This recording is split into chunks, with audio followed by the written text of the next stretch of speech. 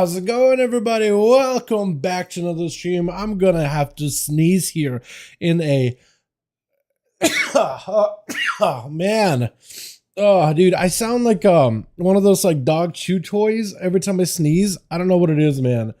I don't know what it is. It's always been like super high pitched. Every single time like I'm out in public, I try to just hit it with a good old ha at the end just to make it like a little bit more manly sounding. But dude, I sound like a squeaky toy every single time. How y'all boys all doing? Welcome back. We got ourselves another beautiful stream.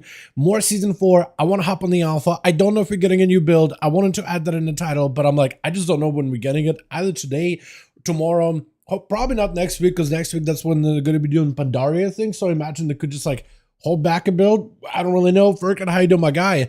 I want to get myself 10 more aspect crests for my rogue, just so I can go craft an item and get myself second best highest item level item that I can craft. I don't even know what I'm going to craft at the end of the day.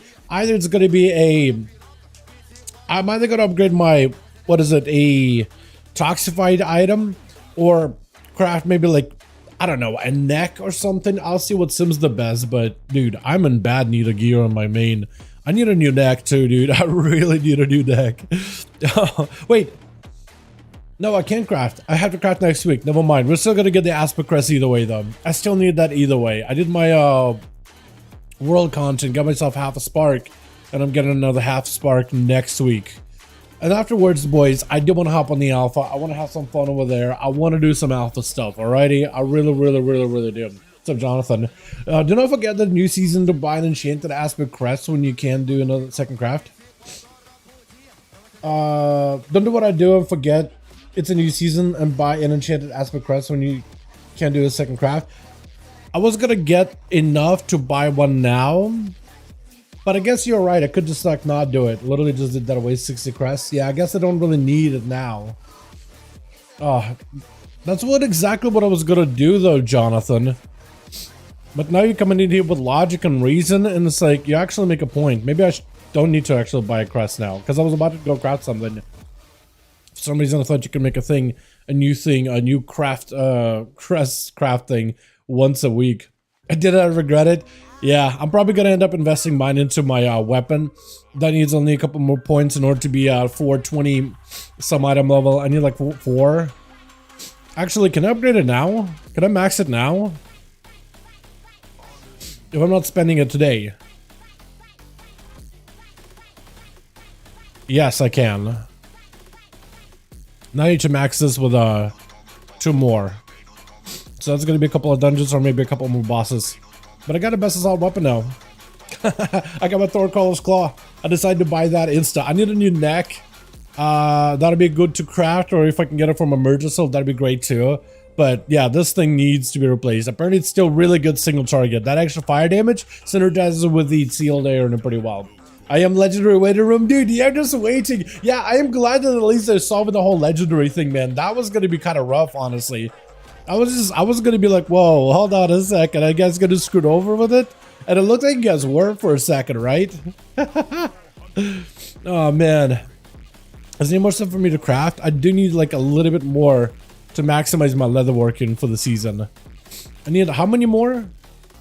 Like 3, literally 3 points. So any one of these are gonna get it done. Hold on, can I just make a couple of baskets?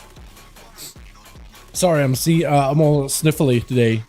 Floral, lavish floral basket, or just normal one. I need like a bunch of Hotch and Bloom dense hide. I might as well do it now and like get this out of the way so I can just be max with leatherworking.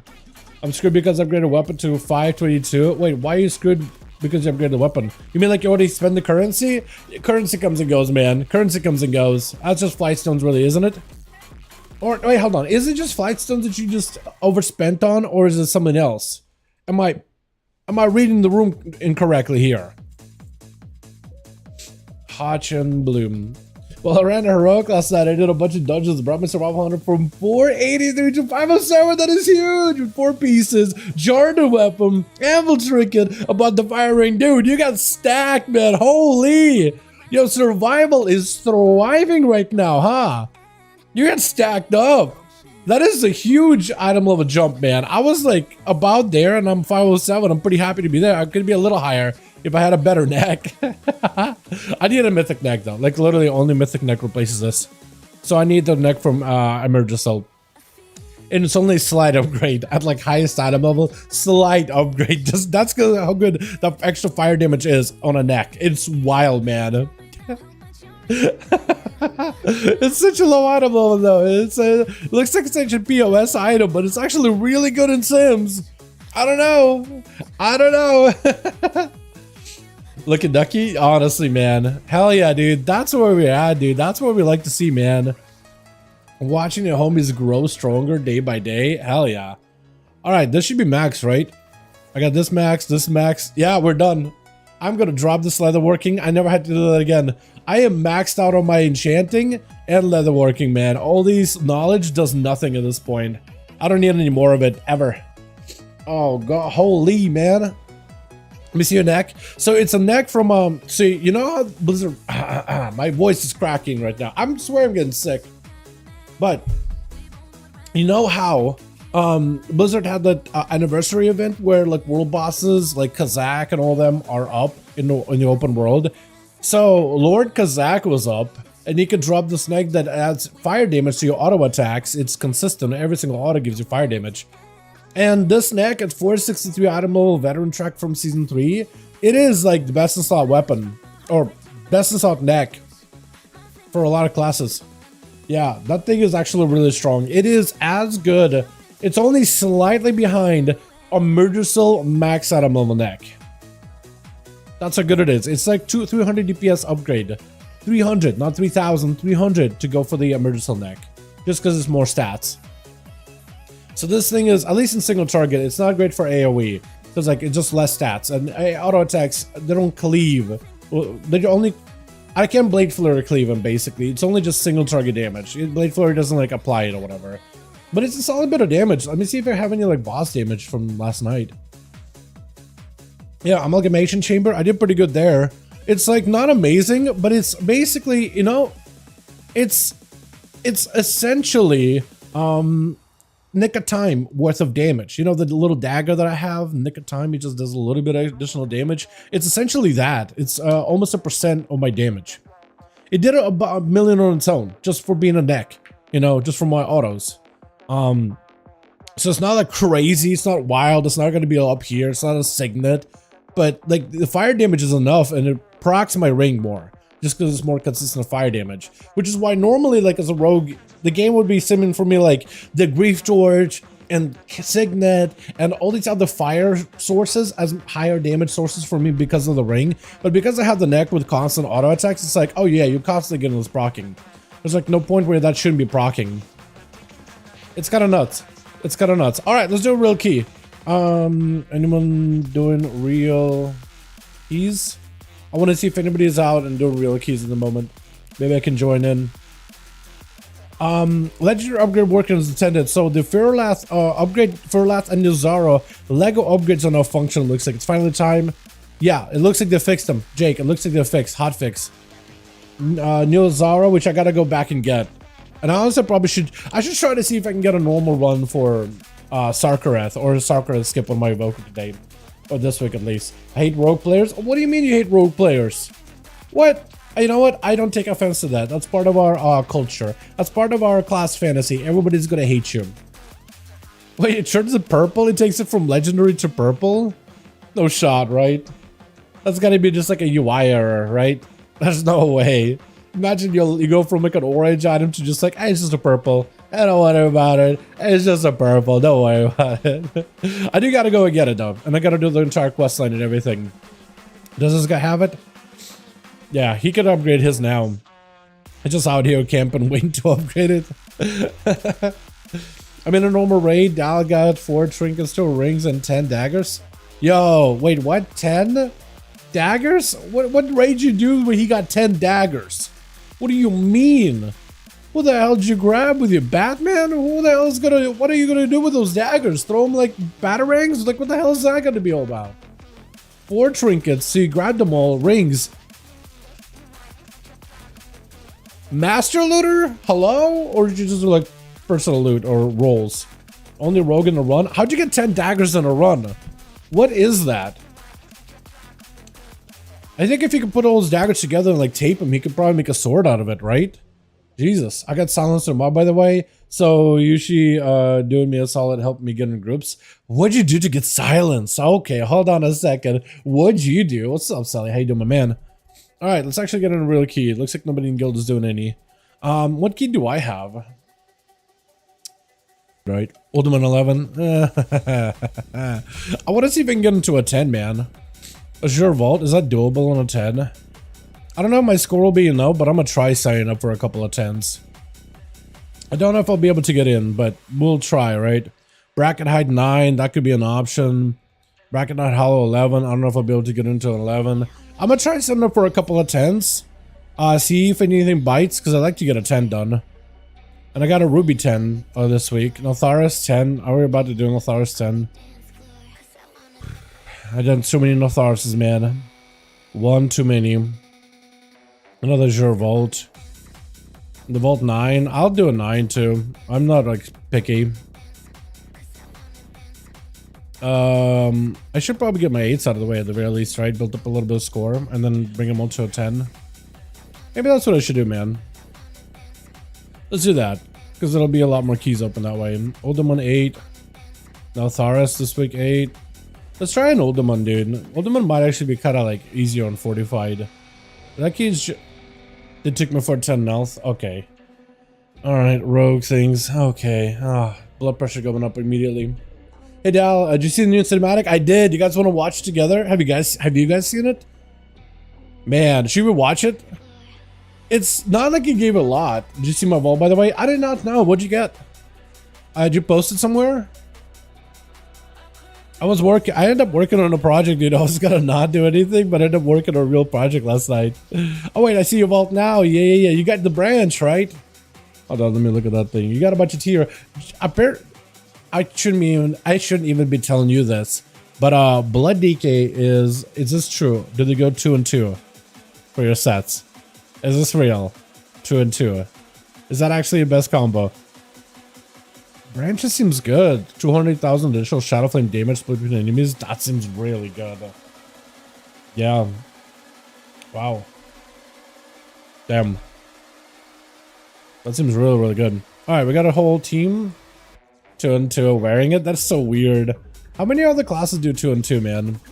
Let's do this, boys. We'll do this now. We'll focus down on it. We'll bunker down for a little bit here, and then we'll take a look at all the other stuff, and then we'll go to the alpha. Right? How did that sound? Yeah, the new cinematic, I did get to see it. I woke up and I woke up late today, but I woke up, rolled out of bed, I popped on my phone, and I was like, oh wait, hold on, new cinematic? I immediately had to watch it. It's nothing crazy, nothing huge story-wise, but it does make me a little excited. It feels like the cinematic is going to be not too revealing, but the actual whatever quest line we get to do in 10.2.6 is probably going to be the big reveal. So they're like teasing. It's a little tease, and I don't hate it. Sag, y'all can't read. Yes, 10 daggers. Why 10? They got 6, and the other 4 were Mogs. Jesus, like intellect Mogs. What the hell? Why don't you just tell Rogue it? Just add a note next time you make a group. Rogues don't get loot. And that's it. Rogues don't get loot. And just, it's your group, right? You could just deny him loot. Just don't give it to him. You know, is that going to be mean? Sure, but he's a rogue. Like, he can handle it. It's part of his class fantasy. Nobody likes rogues, and it's just, he should accept it. I do. Every other rogue does. You know what I mean? 60% uptime on a medicinal tier set. That's wild. That is wild, wild, wild. Yeah, that's weird. Wait, I think I was on a raid. I get forced, logged out, and silenced. Okay, so you must have talked to somebody, and then they took actions on your account, and it forced logged you, and then you can't come back in. How long are you silenced for? Is it just perma for the rest of the eternity and beyond, or is it like for a couple of months or something? How does that work? I want to be a dragon, man. Turnvoker. Look at that. These guys are going to be other classes at some point, man. Like, they even have animations and everything, too. Like, they have combat animations and everything. It's wild. Look, Blade Flurry. He has a full array of animations. He can do everything. Yo, I'm the Archer in your group. Mustache Legendary. What's up, Jaden? How you doing, man? Yo, let's hope this run goes well, by the way. I've done way too many Notharises. I don't want to be here for too long. Hey, dude. I'm gonna run Mercy just to make this a little bit like, you know, just to be a real team player. Appreciate you, by the way, my guy. I was talking to a lady outside of my house. I was taking out the bins. I got on a talk with her. She didn't say anything about mustache. Usually everybody says something to me about it. She was probably just trying to ignore it. But she also is kind of old, so maybe it was like eyesight isn't that good. Her hearing was definitely a little bit all over the place, but she was really, really nice. I don't really get to talk to my neighbors at all. I usually just sit inside and talk to nobody. A week? Yo, what are you gonna do for a week, man? Are you pushing this week? You have to find a way to do it anyway, yeah? So I guess you just gotta have to pair up with a homie and be like, yo, you're my voice for the day, man.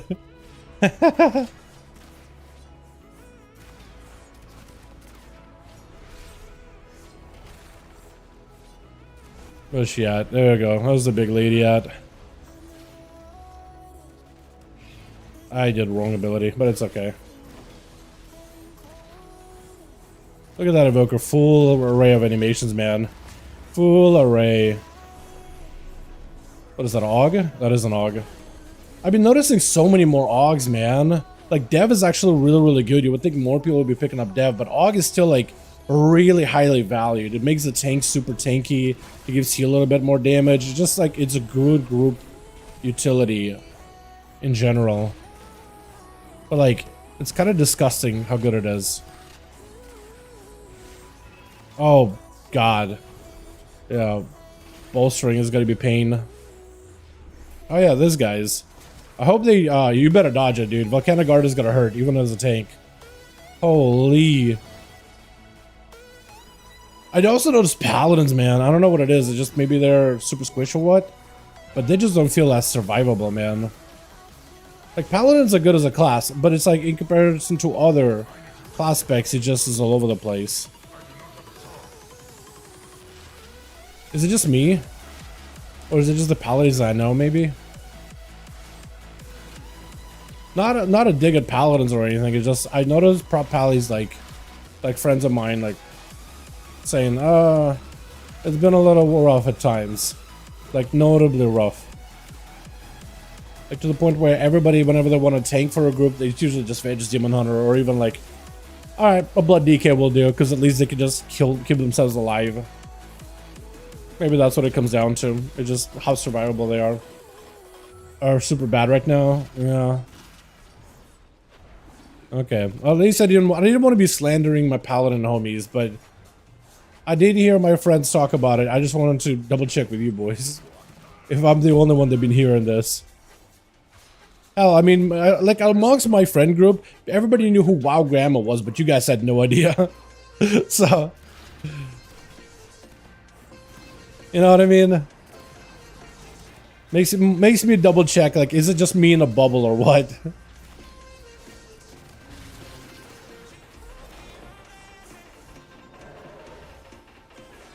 Holy moly, what's your item level? It's 507. Nothing crazy, man. Really kind of low, in fact.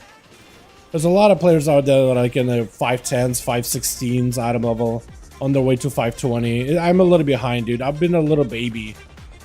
Little baby. And I've been doing dungeons, too. Just haven't really lucked out on any good gear. Only got my tier set, like, today. Or yesterday, rather. Question, how hard is this guy gonna hit? It is fortified.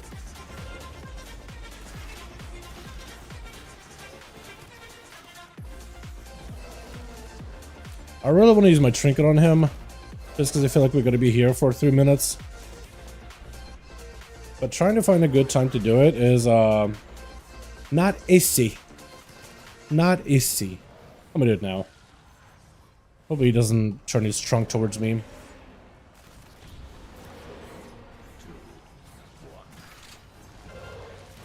Uh-oh.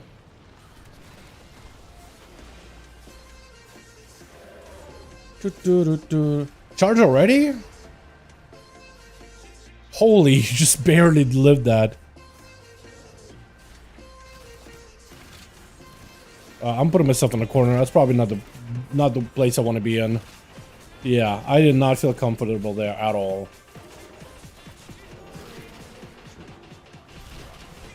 Wait, I was actually line of sighting myself there just now. No joke. Okay. Where's he going? I like the spot a little bit better. Yeah, dude, 45 on a 10. It's still taking like a good second to kill this guy. I think it's just gonna be like that until everybody gets like better gear. Second week and all that.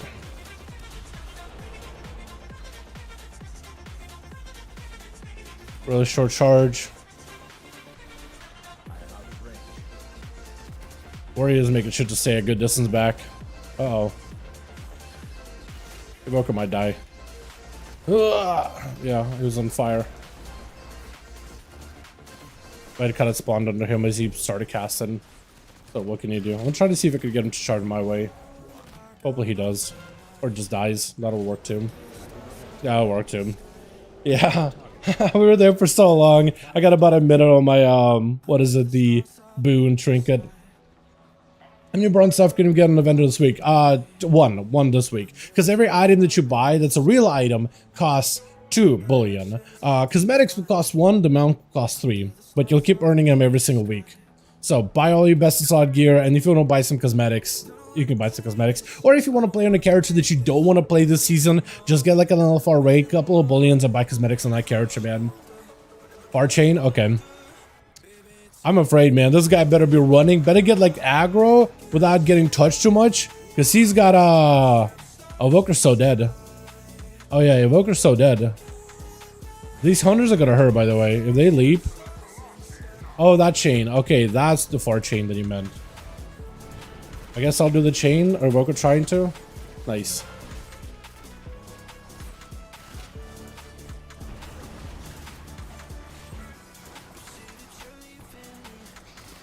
Hopefully somebody got interrupts. Because I got Ghost of Strike on this guy. I had Ghost of Strike on one of them. I still do. Try to switch over to the right guy. I'm just kind of hoping that maybe they got it. It's like they'll totally get it, right? They totally got it. They'll be fine. They don't need my help.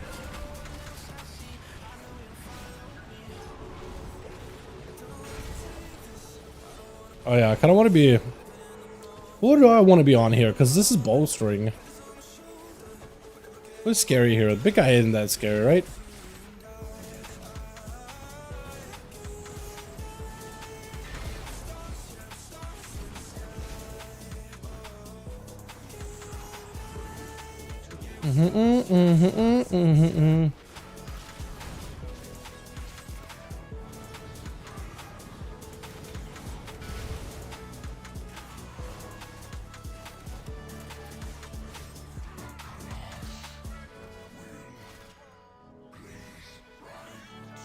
Ouchies. Gonna vanish it just because I can't get a re-stealth at all. I'm a re-stealth class. I love Outlaw. I like it this season a lot, but being a re-stealth class kind of blows. Not gonna lie. Is he line of sighting you? He might be line of sighting the healer. Uh-oh. Somebody got the chain. Oh, he got the chain. Okay, that's fine. I kind of hope we could drag him to another set of changes because these guys are still plenty alive, plenty healthy. But he's kind of stuck in his consecration. He can't go anywhere, dude. He's just stuck in consecration. He's just stuck. That's the worst part about Paladin. You're just stuck in your consecration. You can't go anywhere. He can't go anywhere. He can't outrun this. He can't leave.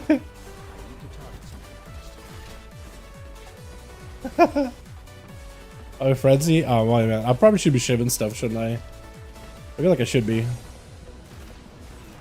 I got a talent into it.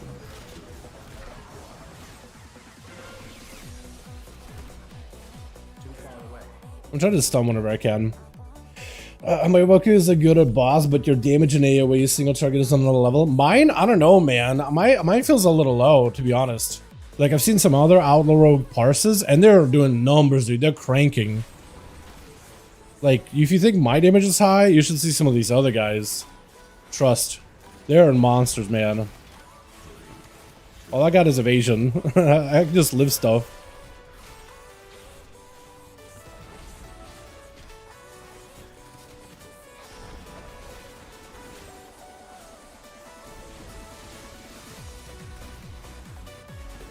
Or it might look like I'm doing a lot of damage. Maybe I got lucky with a couple pistol shots or whatever. But yeah, I'm not anything special. Trust me.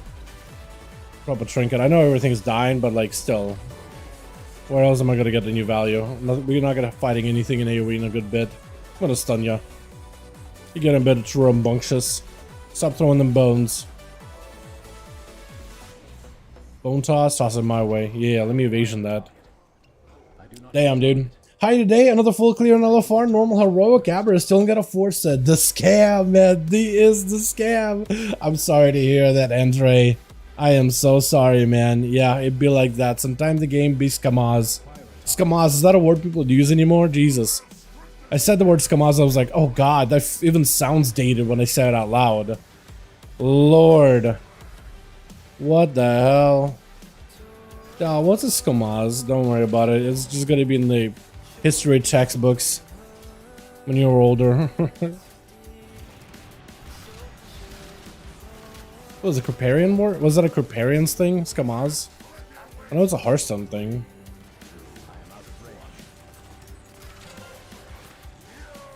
I don't know if we could live with these two. Oh, he's treeing. Yeah, he's treeing. As long as you're schmoving. Oh god, Paladin. I'm so afraid of you. I'm so afraid for the Paladin. You have to take the chains to the Pally, because if he was walking out of consecration while he's getting beat up by the boss, he's gonna hurt. You gotta take the chains to him. We can't have this man be walking. Grandpa, and you put the Grandpa back in his wheelchair, let him sit there and enjoy the sunset. Bring the chain to Grandpa, essentially. Man. Paladins, dude.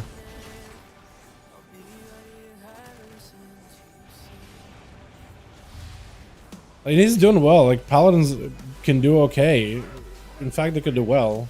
I'm gonna take it kind of far. Beep. Try to bring the chain in. I'm gonna cloak, just so I don't have to be an extra heal target. Druid is doing great too, by the way. I kind of love Druid healing. Yeah. Good evoker, man. Good evoker. That's exactly what you gotta do. Because look, as long as he's standing in his consecration, he's actually gonna take like a good few hits. And the rest of Druid, dude, he's got his heals on lock right now. I've been loving doing dungeons with rest of Druids. I feel like it's just been like the class that I've been enjoying the most with. I don't see them sweat ever. Or maybe if they are sweating, it doesn't feel like it. It feels like every single like pull they do, they're vibing and thriving, man. Two pulls, okay, double. Oh, two pulls separately? Okay, we could do that. What I can do is take one of them and Shadow Step. Oh, I took a bit of damage, but we're okay.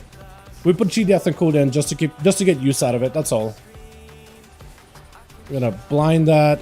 Garbaggio. Garbaggio, man. The Garbanzo.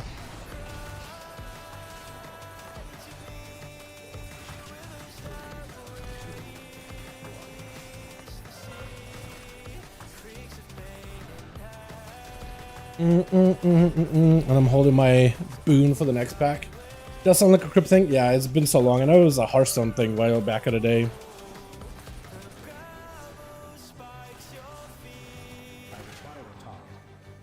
I hate Aberrance, I can't get my leg and Evoker is so sad, dude. I'm gonna be trying for my Lego and Evoker. I got the Lego for Lath on the DK. I'm gonna go on the Evoker too. I should be pulling the birds for him. He shouldn't have to go that far. That's my B, man. That's my bad. Honestly, my bad. Hopefully somebody gets the chain. Somebody's doing it. I hear it. There we go. On my trinket. Oh, beautiful. Oh, yeah. On my trinket, man. The chain on my boon. I'm booning. Holy. I'm gonna cloak this. I'm gonna get the goulash for these boys.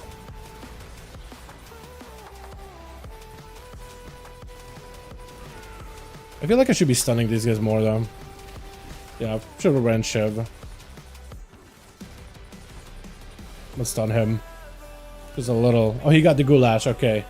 I kind of been loving stunning things over as in keys, by the way, recently. I used to hate having to spend the energy and the comp points into a kidney shot, but like I was starting to do a little bit more of serious keys with the homies last season, and I've just been enjoying it a lot more. By the way, somebody summoned to 78 and 3-4 dungeons Kata. Bro, I still need to get my dungeons done in Kata. Feral is... Dude, mobs are dying so fast now. I'm leveling in the, wherever the hell it is at, one of the first few zones. Not the Viking one, this is the other one, right? I'm leveling there, and mobs are dying in like a mangle. I don't understand what happened. I literally did nothing. I'm literally mangle, and they're dead. I'm like, used to go in, mangle, get a couple of mangles, build up for a bite, and now things are dying to mangle. I don't understand anymore. I don't understand the game. I went back to cat, by the way, back to cat questing, because it was like, back in Wrath, and just felt like, okay, no downtime for mana. Yeah, that seems kind of nice. I kind of want to do that.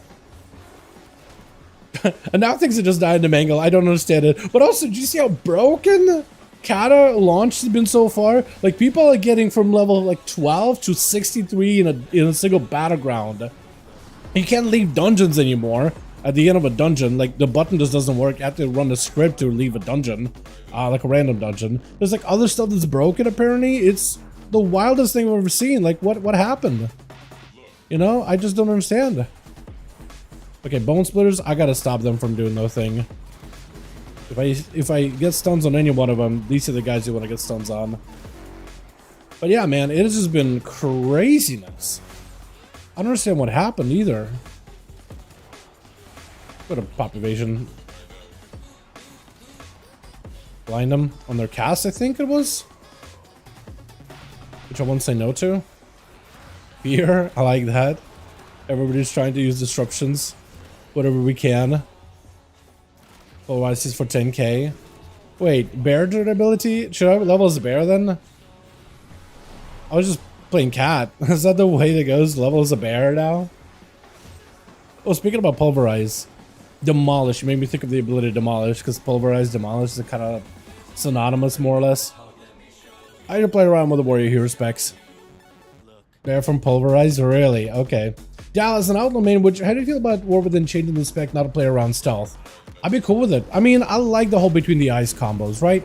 I like what we got going on right now. I think it's neat, and I think it gives like a very, very active playstyle. I'm a fan of it. I've been enjoying. Oh, okay, that's my B. Whoa, he's got me there. Res. That was my fault. You shouldn't have res me. You should have let me sit in there and think about it, because that was my B. That was absolutely my B. I didn't have cloak for that, and I shot a step wrong guy. That should have been like you punished, do no damage. I know this is a team sport right now, dungeons, but like that should have been my punishment for just like, okay, you made a mistake. That is a very obvious mistake. You said to think about it, but this man got me up on my feet instantly. Unless he's feeling like, you know what, maybe this group is going a little slow. We need all the DPS we can get. Which I feel that too.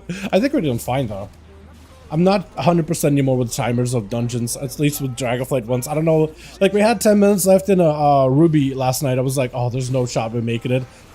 We had like a whole minute or 40 seconds. It was like kind of close, but like not that bad. It just surprised me. I was like, what? You can get the second boss and the last boss done in 10 minutes? Like, what? Huh? But apparently you can. Which to me, I was like, this is just wild. It just feels wild. Okay, I'm gonna stop that. Dragon Bone Axe is what's really, really hurts from those guys. Lava guys are not that bad. The bone guys are pretty bad though.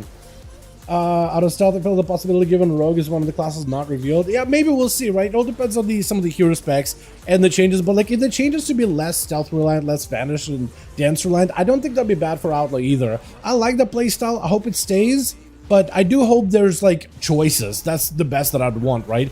If they can make like Killing Spree non-vanish build and more like a sustaining build work, I feel like it'll fit well for Outlaw, because you just gotta sustain class anyway. You're an uptime class anyway, so I think it would just fit that playstyle in general.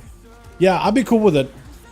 We'll see. The hero specs even right now for rogues, they're not really ready for testing at all. Otherwise, I would have made a video like, "Whoa, this stuff happened with rogues," since that's been my main for years now.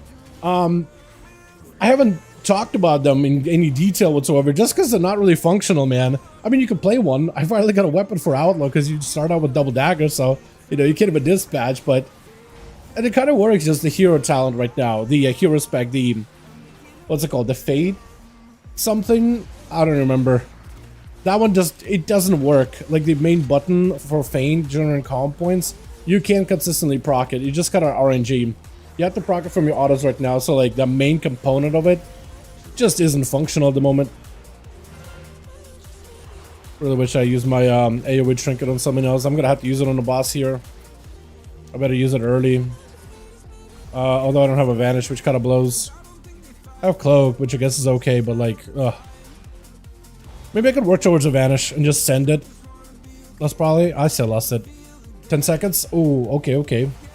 Religion Outlaw in open world content, but it dungeons the rotation, fries my brain. It's a lot going on. I will agree with you on that. It's heavy. It is definitely a lot happening at once. It is definitely a ton. Hopefully he targets me here. Okay, he's not targeting me, but maybe I could still reduce one of the... Oh, I couldn't reduce any one of them. Because sometimes if you vanish, you can reduce one of the shield bounces. But you gotta time it properly. It's a lot harder. I mean, it's easy if he's targeting you directly. And there he wasn't.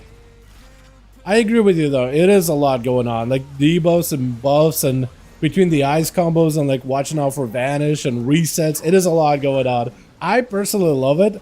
I do think maybe they could slow it down a little without like reducing our overall effectiveness. I think that'd be cool. And I think people would appreciate that. Because like the whole between the eyes resets, maybe that was more consistent, right? Where you could maybe like, oh, while stealth is active, every single one of them resets. Or like the next, when you vanish, the next 4 between the eyes will guarantee reset, right? So kind of like take out the RNG out of that system. So there's a bit more planning, a little bit more of that going on. I think that'd be fine. I like the playstyle that it offers and how fast-paced it feels, but I can definitely feel like too much at times. Yeah, I screwed my Evoker there. We almost screwed each other over, in fact. I'm kind of screwing everything now.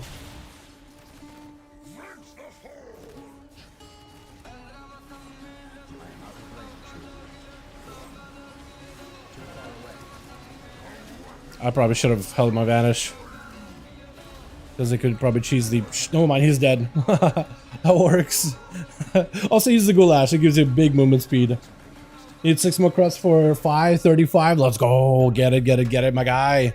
Get it. Hell yeah. Yeah, I'm gonna need a few more crests. I gotta still cap out this week. Are we pulling this big guy and then these dudes? Snap the mobs at the bottom of the chain. Okay, that sounds good. We're just gonna have we're gonna have the tango. Just don't touch these guys.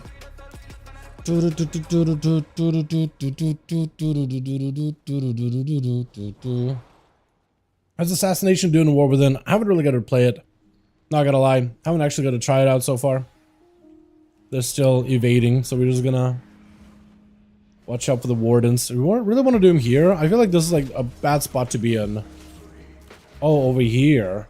Oh, to the chain. Oh! When he said chain, I didn't know what he really meant. Now I get it. Now it makes sense. Look at the chain. Do I get it? Somebody's doing it. Did they get him? Did they get hit by the chain, or are these guys immune to the chain? I won't be surprised if these guys are immune to it. Uh-oh, one guy down. Is it the warrior? Okay, it is the warrior. I feel like I should still do the... Yeah, I'm gonna do the AoE. Oh, I'm gonna die. Oh, okay, he's right out of it. Oh, thank goodness. I'm gonna die. Oh, cheat death. That's with lay on hands too. I'm actually just getting simp for so hard right now. Every heal and every survivability buff is being thrown my way. And I'm just standing there taking frontals to the face. I'm sorry, I'm trying, dude, I'm trying. I promise you. Oh, man. Yeah, that was embarrassing. Look, my damage was really high, right? That's all that counts, man. Nothing matters in the dungeon more than just doing the most amount of damage, right? My ego says so. It must be true.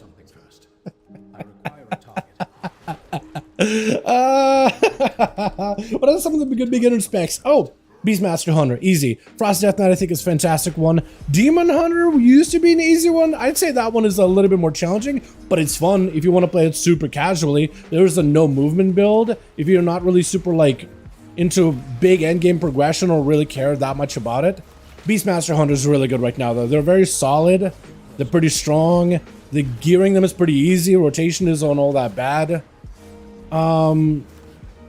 Let's see. I would say Fury Warrior or Arms Warrior is a pretty good one too. Warriors are generally good. Fury in particular, I'd say, is a good one. Besides this, let's see. Boomkin, I'd say, is a pretty good one too if you want to play Druid. Boomy's range damage is really good, and playing them is like it's pretty straightforward.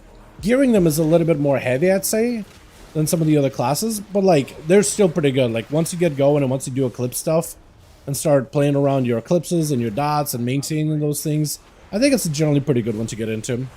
Frost Mage is another good one. If you want to play a caster and you want like a little bit of depth, a little bit of the ease to play big AoE damage, Frost Mage is really good. You basically just play around procs and if buttons light up, you press them for the most part.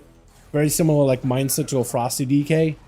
Yeah, so this is some ones. Destro Warlock is another good one. Destro is awesome. You do have some like little nuances in terms of like when you chaos bolt, put a debuff on the enemy, try to not chaos bolt too much to maintain the debuff. Unless you're like overflowing with resources, then you want to send it as much as possible. So there are moments where you are going to want to try to prioritize like holding cooldowns, and other times where you, oh, for the most part, actually, I don't need to worry about it. Never mind. Yeah, Destro is a fantastic one. So there's a lot of ranging casters between like Frost Mage, between BM Hunter, between Destro Warlock. That's a couple of options for range. And for melee, I'd say Frost DK is generally pretty easy to get into. Fury Warrior is pretty easy to get into. And I'd say like, chat, give me one more melee that's really, really like new player friendly. Or one you guys think that's new player friendly. Okay, I'm gonna back up here for a bit. Yeah. I'm gonna use AoE here. There's not a lot of good places for me to use it. I just hope she doesn't just turn around and target me with a frontal cone. That'd be terrible. Oh, that'll work. I'm trying to think of like another good melee to recommend, man, because I gave quite a few casters, but like a melee. Because Rogue, I would say, is a little hard on a harder side, on a more challenging side. Whether you play sub or like outlaw or even assassin, it's a little bit more to get into. Feral is also kind of management heavy. Windwalker Monk is a lot to worry about cooldown wise. I'd say Augmentation Evoker is another good one. It's at another range, but still pretty good. Generally pretty easy to get into for newer players. It's about buffing your allies and focusing on mechanics, but the actual rotation isn't all that bad. Easy to start with and quite a bit of a depth to develop over time as you play it. Never played Wretched Paladin. I would say Wretched Paladin is also another pretty good one to get into a new player. Yeah, Wretched Paladin would be another one that I recommend. Like, as a new player, I think it would have an easy time with it. Picking it up, I think it would have a pretty good time with the Retribution Paladin. Whether they're like good for endgame content or not, I wouldn't say Red Paladins are even bad right now for endgame. Plus, Paladins are kind of mandatory anyway. You bring like buffs, 2 of them in fact, between Devo and between Retribution Aura. Nice, 100 points, boys. Let's go. Good run. Fantastic healer. Fantastic healer. This man did super, super good. Love the plays. This guy kept us alive the entire time. Look at this man. Paladin didn't do that bad, actually. Look at him. Word of Glory in the hell out of his life, and he's got good tanky trinkets. Yeah, you know, I think as a Paladin, you probably do want to do tanky trinkets. I'd be down if you're doing it, friend. Yeah. Thanks for the love, man. Dude, you did great. Listen, you did great. Add me on BNet, man. Maybe we can do some keys together. Let me see if I can do this. Hold on. I'll add you. Bam. Beautiful. I'll try not to bug you on a Friday or Saturdays when we do our duels. If I do end up sending you like, yo, you want to join 5 hour at once? I don't know if you PvP or not, but I'm gonna add you either way. I don't know if you try to add me at some point. Ain't you planning going harder remix? So you, same, man. I am gonna be playing some remix. I'm gonna be loving it. GG's all. Beautiful. Gaia? Yeah, let me see if I can just to, I don't know if you have any of your like some people do have like the real names or whatever attached to it. I'm just gonna give you a quick note here. Yeah. Set note. Here we go. I'm gonna hit you with that smiley face just so I can highlight homies, man. Is Buttons gonna be playing Mistweaver, man? Okay, if Buttons playing Mistweaver, I'm down to join him, whatever he wants to do. I'd run it. Yeah, I think I can get KSH this week too. I just need like a couple more 10s. I need a 10 Algathar, I need a 10 Oldemon, or if hell a 9, I'll take that. I like a 10 Azure, 10 Bracket Height I think is doable, 10 No-Good is very doable. And then maybe 10 or 9 Halls. I don't care. Okay, yeah. I just want to double check just to make sure. Yeah, it's privacy and stuff like that, right? A lot of people don't care. I usually make it like, I usually kind of sort of want to respect people's privacy at the very minimum, right? I just tagged you with a note real quickly. It'll be good, man.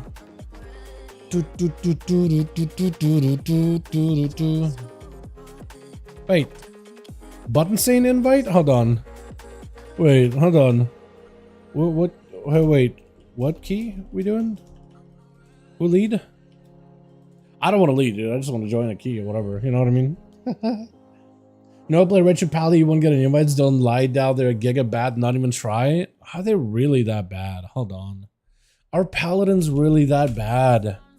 Is Retribution Paladin really just an awful down and a dumb spec, man? I feel like if you look at survival, maybe you can be like, oh, you know, survival is a little kind of weird or whatever, right? Maybe you could probably make a note with that. Yeah, Retribution doesn't seem to be in the top echelons of the society or anything, but you know, or they're not as big as mages, at least in the this raid. What about the other raid? I need what, Aberrus? How do I switch to Aberrus? Can I not?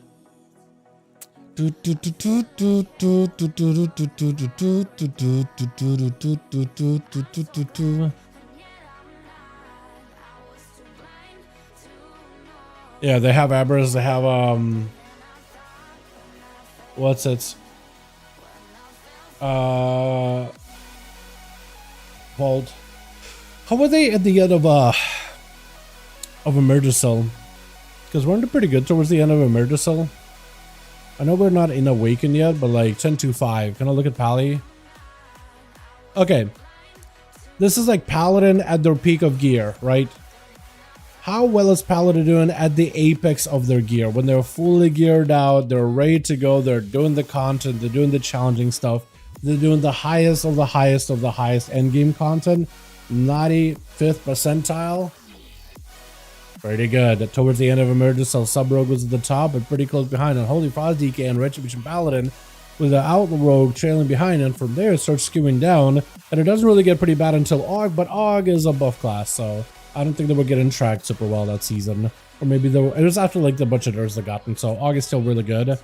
But like overall damage, yeah. I mean, they're buffing other classes, but like, yeah. Yeah, so like, I don't know, man. I don't know. This was Paladins at the end. Like, I think you're not gonna get like good quality representation of how Paladins are doing until they're fully geared out.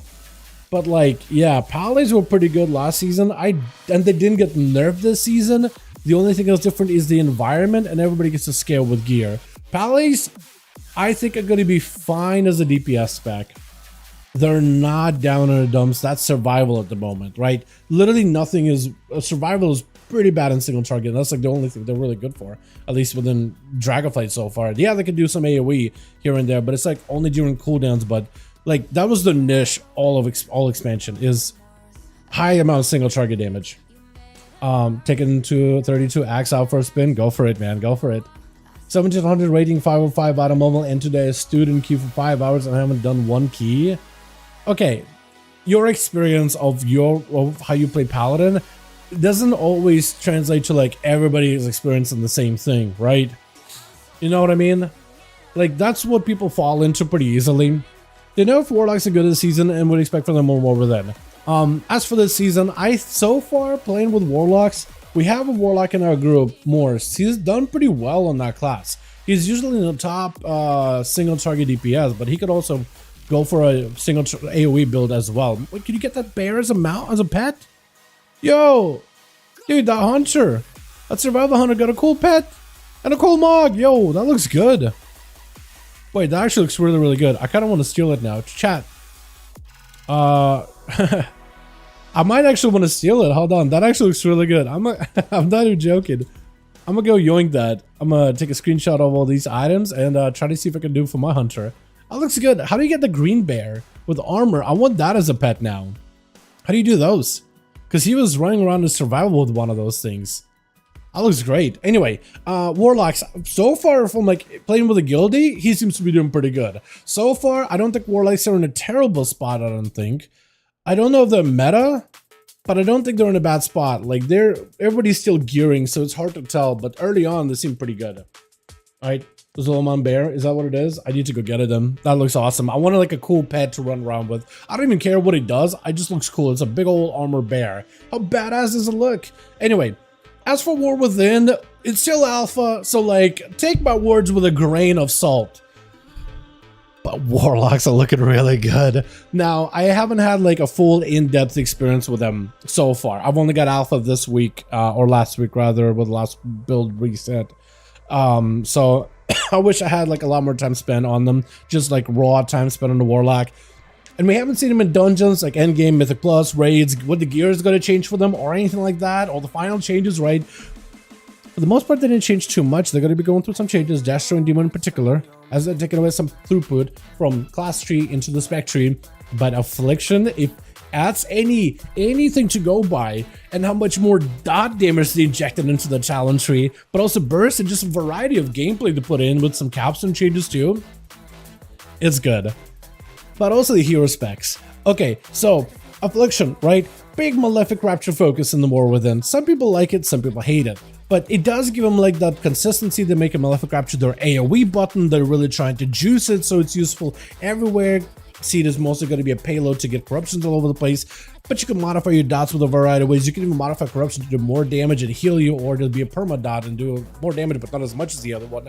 And there's all these other ways to like buff crit damage and crit damage from your dots and crit chances of your dots too, so you can play into like damage over time, haste crit, and a bit of mastery, like a bunch of stats that can help you out in that regard. And you can either play like Bursty Malefic Rapture with a Soul Harvester, I think it is called, hero talent, which gives you the bursty nature and has this demon apply a dot on things, like a demon within or whatever. And it fits that burstiness and like using your dots to augment Malefic Rapture type of playstyle. And then there's also the Hellfire Warlock, which gives you an ability called Wither. Wither replaces your corruption. Your little teeny tiny corruption does a little bit of damage, that doesn't really do much. Let me show you what Wither looks like in the next expansion. I have a screenshot of like some of the logs once my folders load or whatever. Teamable from Zolomon Dungeons. Is it it is teamable? That's awesome. I gotta go back and get it, man. Maybe we should do it now real quick, right? Just so I can get it. So you gotta go to the dungeon and just tame it, yeah? Is that what I'm seeing? Okay. So, this is Wither. This is what normally corruption would be, and it's replaced by this dot called Wither. It does a lot of damage on tooltip, and this is early numbers, early logs, not final product. But look at that dot. The best part is Malefic Rapture still plays a part, but it buffs Wither now. But Wither is like a dot that has stacks, and it can like do dot damage while it's being a dot. The more stacks it has, it becomes acute and starts consuming those dots to do additional dot damage, like for every stack. And Malefic Rapture is used to juice those stacks, so you're really just trying to buff Wither. Wither's a corruption, so you do Pseudo Corruption and a Gooch pack, everybody has Wither. This thing hits really hard, and you can put Wither on everybody. This is single target damage. Alright, no, it's dungeon overall damage, but still, it's really, really solid. And it does a ton. You also have this Agony thing where if you refresh at the last second, Blackened Soul does AoE damage, so there's like a little bit more AoE output, and Stable Affliction still does good damage. Vile Taint is just an easy way to spread payload of Agony. Malevolence is a button that basically causes your Wither to just like tick out really, really quickly and like consume all of its stacks and like control it. So when you need damage, and you can make it happen. Shadowbolt Volley is another cool one. I don't know how that's gonna work out. There's some insta-casting Shadowbolt playstyle that can do volley or whatever, or you could do it with Drain Soul, but I don't really know how that's gonna turn out. It looks cool, I just don't really know what's gonna be. It has a lot of potential. depending on how they tune it. Yeah, I'm very, very excited for Affliction Warlock. I feel like it's been a while since like dot damage has been like top of their damage output, and like this makes me excited. Playing with her, I mean, what's fun is you out in the open world, right? You find a rare, find a big old elite, you just load them up full of dots, and as Affliction Warlock, you just hang back, grab yourself a beverage, and just watch that thing melt down to the to its bottom, to its core. It's awesome. You just apply those dots once, and like kick back, and that's it. It's melting. And you got filler abilities, but like once the dots are in, the dots are in. They can't do anything about it. Hit it with that malevolence, Wither just starts like eating them from the inside, and you're just vibing back and just watching it die. It is so fun. So there is some opportunity with the hero specs, and I think that's how it's gonna end up, like taking the direction. Oh yeah, Agony also does a lot more damage if you play the Hell Caller that gives you the Wither ability. There's some talents that make it tick more often, so it's more soul shard generation. Ridiculous amount of soul shard generation, by the way, and they also do more damage. So it's just like, it's a best of both worlds. It's just a full-on dot rod gameplay. It is awesome. That being said, I don't know, like it's alpha, right? So don't take my words with a grain of salt, but it's been like ridiculously fun to play it so far. Insanely fun to play it, you know? It's just been so good. Storm Branch. Is that like in a 5-minute fight or something? That's pretty good. That does quite a bit of damage. Yeah, 90 mil? Is that cleave and everything? What is that? Hey, Dal, check our Druid damage breakdown in last key. That's a trinket from the vault. Hold on a second. Dude, I gotta go back and get that. That thing is nuts. That thing is insane. I gotta go back on my... If I do a caster ult, I need to be just living in Azure vaults until I get one of the other trinket. That is really good, by the way. It does so much damage for you. It's so good. Look at that. I almost feel like they're gonna nerf it just because it's like really an outlier, but maybe not. Hopefully not. Evoker got one too. Yo. For Evoker, it's literally 4 damage and ability. 14, almost 15% of his damage. Then again, you know, they're buffing everybody, so he's kind of like a second healer, really. But like, still. I've seen like a screenshot of like a Feral Druid with one of those. Or another one. I have also from Azure, but like they took it just for like the damage. So stupid, just Sunfire does that. I think it's awesome. You know what? It lets you focus on damage, for healing. It lets you do a bit of damage. It's a passive thing. It's been like that all of PTR. If they don't nerf it, it'd be kind of ridiculous. But you know what? This is when our classes should feel at their strongest for end of the season. So if they juice up the trinket, like just keep it. Just keep it. Just keep it. Just make it like a little bit easier for us to make Azure Vault a little bit easier to do on ults or something. And then that'll be nice. Looking forward to Windwalker? Same. They'll look really good. You know what? They'll save me. How? Let me help, friend. What's Buttons want, dude? Buttons saying. Yeah, I'm excited that Windwalkers and monks in general are getting some talent changes. I don't know if these are gonna be like the best talents ever. But like, it's good that they got something new, dude. Something had to change, right? The fact that they're getting changes is what I'm really excited about. Let's get some keys. Okay. I'm gonna invite Buttons. Anyone else for keys? I'm gonna invite Buttons. We're gonna get on some cues. What key do you need? Like just for gear?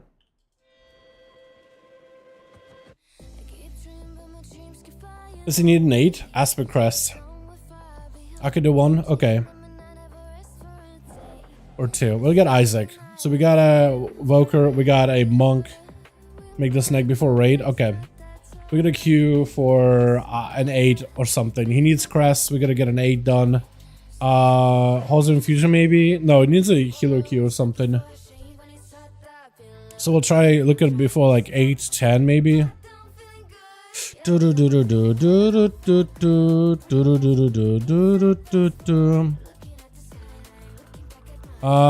just did Notharis. We should do like, so we need like a key with a healer or a tank. He needs Aspect Crest, so we just gotta. Should I just put him through? I can't even throw him in there. No could, I guess. No could 9. We'll do a no code 9. We'll queue up for a no code 9. I don't know if our scores are good enough for it or not. Have no idea. Have no clue. I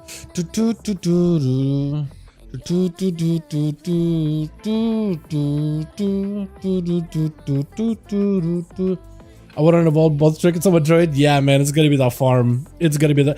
I'm actually very surprised, Jaden, that they didn't put like, you know how we have gear vendors for raid gear? They should have done that for dungeon gear too, because some of those dungeon items are really, really good. That would have been nice, man. That would have been real nice, right? They have a gear vendor for raid stuff. Get one for dungeons. You know, I would do a raid just to get some bullions. You know, need what? I'm not looking at the chat at all. These guys are having an entire conversation. I'm just like, oh, no could. Oh, no could. He said he just needs aspects. Sorry.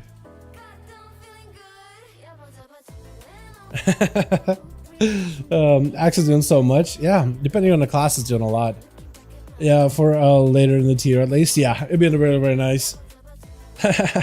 Looking forward to the Windwalker would be really, really good. Really, really, really good. Can we not get into like an actual key? Bracket hide. I'm gonna set up for this brag, dude. I don't know, man. I don't know what our scores are, where our keys are. I don't know, dude. 9 declined. Uh-oh. What are our scores? Keys. Oh god. Oh yeah. So it looks like me and Isaac got 2100, and then Bottom's got like 6. But he's got gear. He can do stuff. Okay, we might be very, very limited on the keys that we can queue up for. Yeah.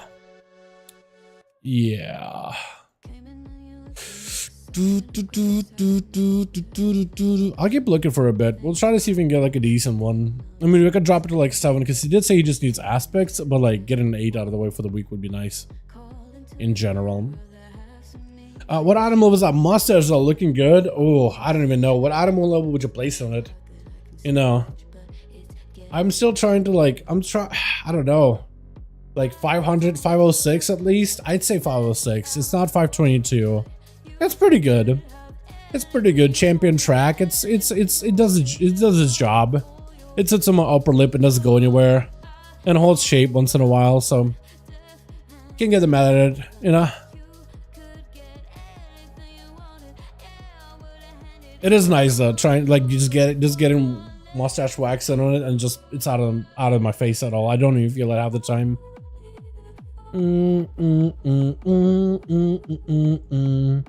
Uldaman. Let's try to see if we can do this Uldaman. This A, dude, these guys are not gonna want to give up their aids for should we a 7 or a 6 fine for you, just for because these 8s aren't taking us. Yeah, okay, he's saying 6 is fine. All right, Uldaman. Hello, friend. Hey, friend. I'm gonna be friendly here. Oh, double evoker? Okay, that's fine. We need a B-res. We need a blood DK. We need a blood DK, man. I'm more of a casual player on the stage of life of the gamer dad, so I don't need the best DPS class. I just need something easy to play. I feel that, Steven. I feel that. I usually recommend people just to play like what they like, but man, with how different classes are gonna play in War Within, because some of these class changes, man, are gonna be like pretty notable with the hero specs. I would maybe even look into like a Fire Mage, man. Or actually, yeah, Frost Mage I think would be pretty good. But like Fire Mage also could be really fun. There's this Instacast build that you can do as Fire Mage right now. I don't know if it does a lot of damage, but on the War Within, you basically just using Instacast abilities, and you're basically just trying to like not use up all the charges of abilities too quickly or whatever, right? It sure is, brother. It sure is. All right, hopefully we can get a tank and then we can get this done. Because we should, me and Isaac and Buttons should be okay DPS wise. If we get a tank, we just follow him around like puppy dogs and blast. But yeah, like Fire Mage, you get like an instacast build. Normally Fire Mage, I mean, you always do instacast with Pyroblast, Fire Blast, and all that, and combustion windows. But like, right now you have this Frostfire thing where you don't necessarily use the Frostfire bolt, but you get procs of it to make it instant cast and do a bunch of AoE. And in a pure AoE situation, you're basically just blasting Phoenix Flames, which are 100% crit if you build it right. Fire Blast, which also give you Pyroblast procs, and you Pyroblast, that Pyroblast becomes a big ignite that spreads to everything, and then you send in those Frostfire bolts in that are insta, and you basically never cast unless you're trying to Pyroblast cast into Sun King's Fury combustion window. That's about it. It's basically like, oh, a button above my head lights up, okay, Pyroblast, hard cast, and then we got a combustion window again, and you just insta cast the rest of the time. And it's kind of fun. I don't know if it does a lot of damage. I don't have my logs fully set up, so I'm also been using other people's log setups. But yeah, NA, I am NA. Yeah, Richard decided I want to go caster, a choice for Warlock or Mage. I think I'd say I would do this because both are good. I think it comes down to mobility. If you value mobility highly, I'd say Mage has an easier time with mobility. As when it comes to complexity, I'd say Warlock is a little bit less complex to pick up, as mages do play around the double lust windows, and that can be annoying at times. Because that's like, you gotta get the most amount of value during those double bloodlust windows, otherwise your damage kind of just goes nowhere. I think Warlock is a little bit easier to pick up. It's a little bit tankier. That's also going to be a little bit less punishing to pick up as well.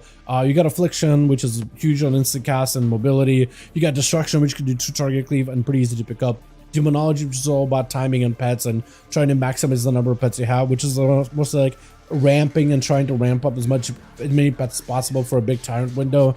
I'd say Warlock is a little bit easier to get into. At least I would recommend it, or I would put it as a recommended choice. Dalaran, I wish I had Burb Mount. Dude, it's a pretty burb. I think we're gonna go back Thursday to do that fight on normal Mythic to try to see if we can get more birds for everybody. We're gonna be trying to get these birds for all our homies. It is very pretty though. It's very pretty. It even has a really hecking cute mount special animation. Look at that. It flies up, it grabs something like a worm, flips that up in the air, eats it, shakes itself off, makes a couple of cute noises, except that one like hissing noise that it does when it initially strikes. That's not cute, but everything else is amazing. Bring it with you. I mean, so for our guild, we're probably gonna try to get it for all our homies that did the progression for that fight. But I'm sure there's a lot of guilds that are going to be selling it, and potentially maybe even our guild possibly could be doing it for a service or whatever. For a discount, I could be like, yo, it's a homie discount kind of deal. As for like, yeah, I do wonder if there's going to be any guilds or any groups that do that for like, hey, anybody and everybody can come in for a chance amount, like doing free carries or whatever, like charity carries. I wonder if that's going to be a thing. Because I know there's going to be charity carries for the, or free carries for players. For the, it's like always happens with community stuff. For the final season on expansion, usually people do A to C free carries for players, or they do. This season is going to be the Wildling mounts. People are going to want to get that. So I wonder if people are going to be doing any charity carries for like mythic mounts too. But for a lot of guilds, it's probably going to end up being like, oh yeah, I'll carry for gold because that's gold that you'll be able to use in the next expansion. But I'm pretty sure the prices for these things are also going to drop off over time. Convince me on the Warlock. I think you'll like it a lot, Azura. I think you'll like it a lot, man. Are tanks out or something?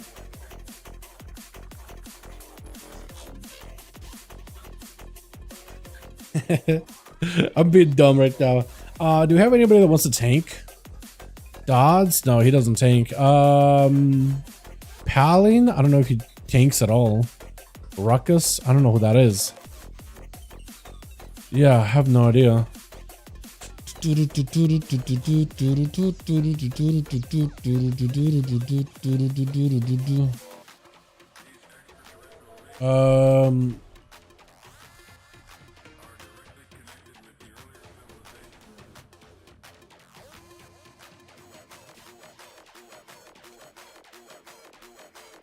What key is this for? It's for... Oh, Scooby! Let's go, dude! Oh, hell yeah! Hell yeah! What's up, Scooby? How you doing, my man? Thanks for the Appreciate the appreciate you with this charity service, man. You're doing a big one for buttons over here, man. I really appreciate it, my guy. Really appreciate it. Hell yeah, my man. So we're just gonna follow you and blast. So if you want to go fast, go slow, whatever you want to do, we're right behind you, fam.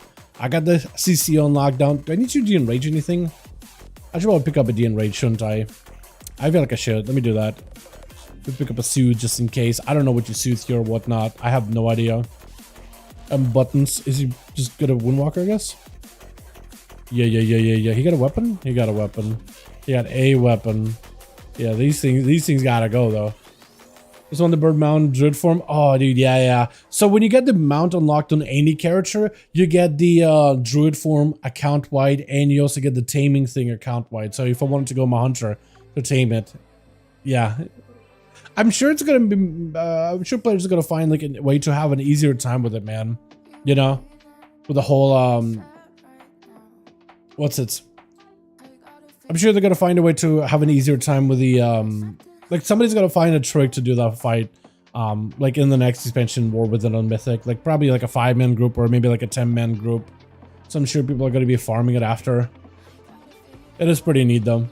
The dungeon run with the bird mount, dude. This dungeon run for the bird mount.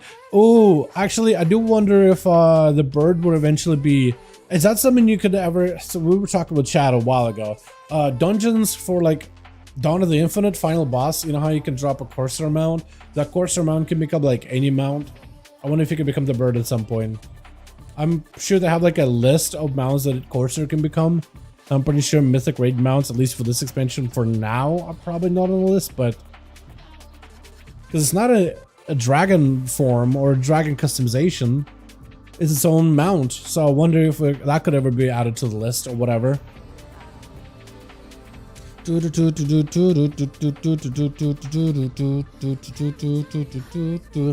the future bird mount, currently not in the list of mounts. Where is the list of mounts? Do they have like an official one or somebody compile one together?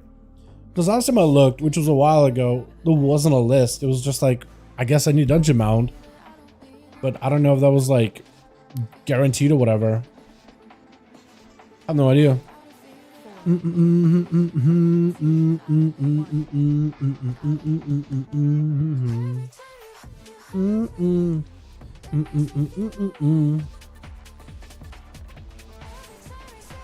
my god.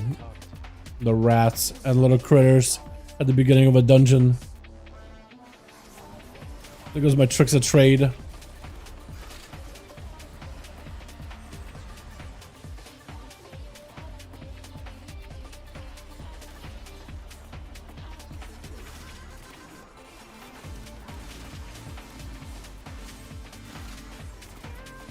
No, probably it's a good idea that I did pick up a shiv. Because if I got it, these guys do have a cast or can be shivved.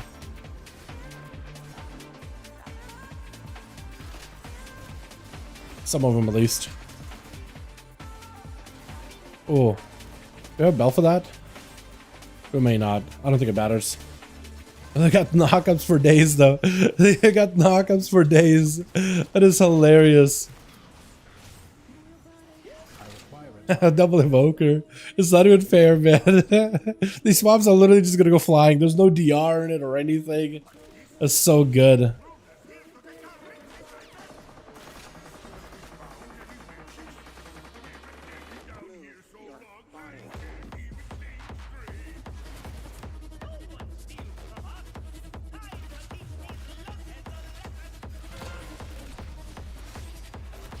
Oh man, I messed up.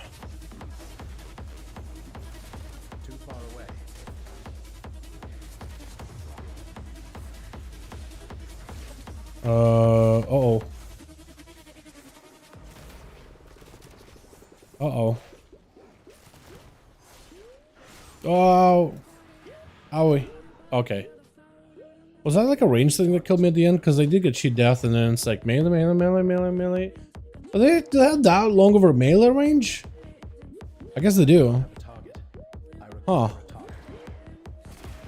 Okay. Well, at least it's one less to worry about.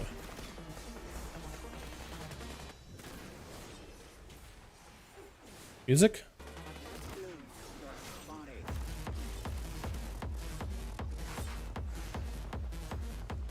Maybe in the future the Birdbound will be. Yeah, okay.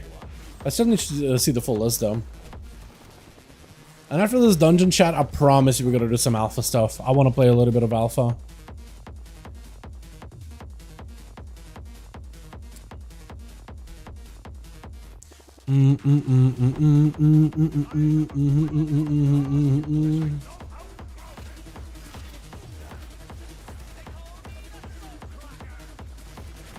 Oh, beautiful.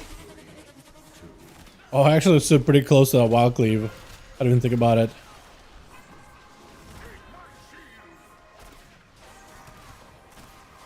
Oh, arrow. Okay. Can you dodge that arrow?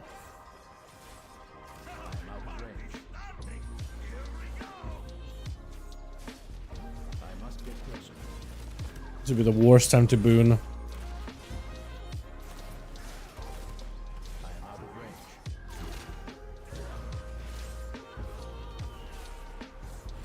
I'm gonna wait for that guy to maneuver. And I'm probably gonna boon him.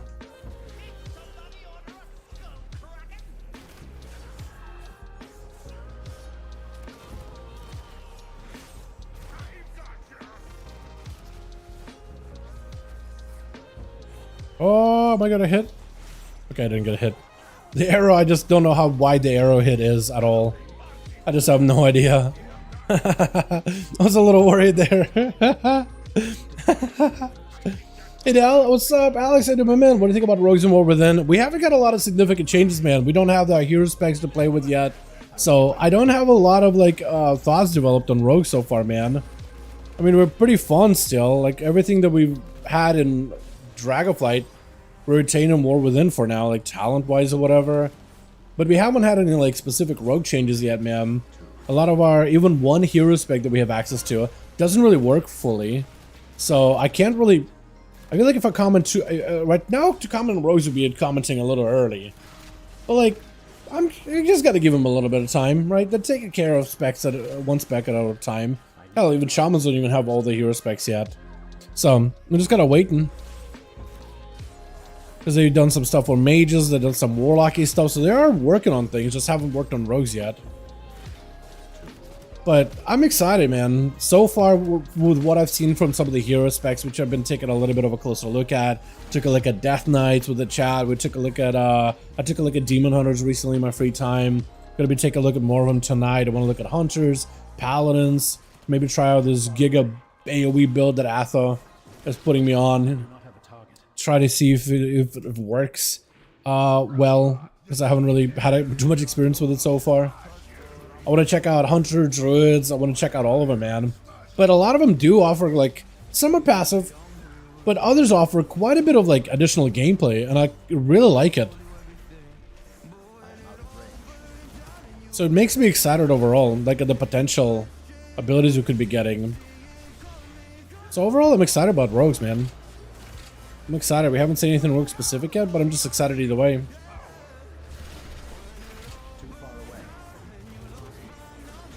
Okay, I need to kick that guy out earlier. Open did 52 million overall in a dungeon. What's up, Dad? What's up, Arthurus? How you doing, my guy? You excited for them shaman hero specs, man? Or hero talents? We call it hero specs or hero talents. Because they were called hero specs initially on BlizzCon floor. Oh man, I messed up that shadow step. Didn't even have it.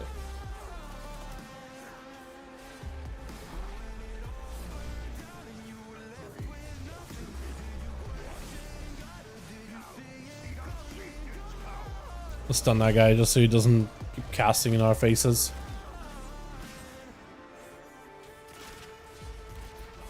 Also trying to see if they push out a new build today or tomorrow. They're not really super like open. Bear's strong. Yeah, Bear's doing pretty well, man. Look at that. Look at the damage pumpy. The big pumpy.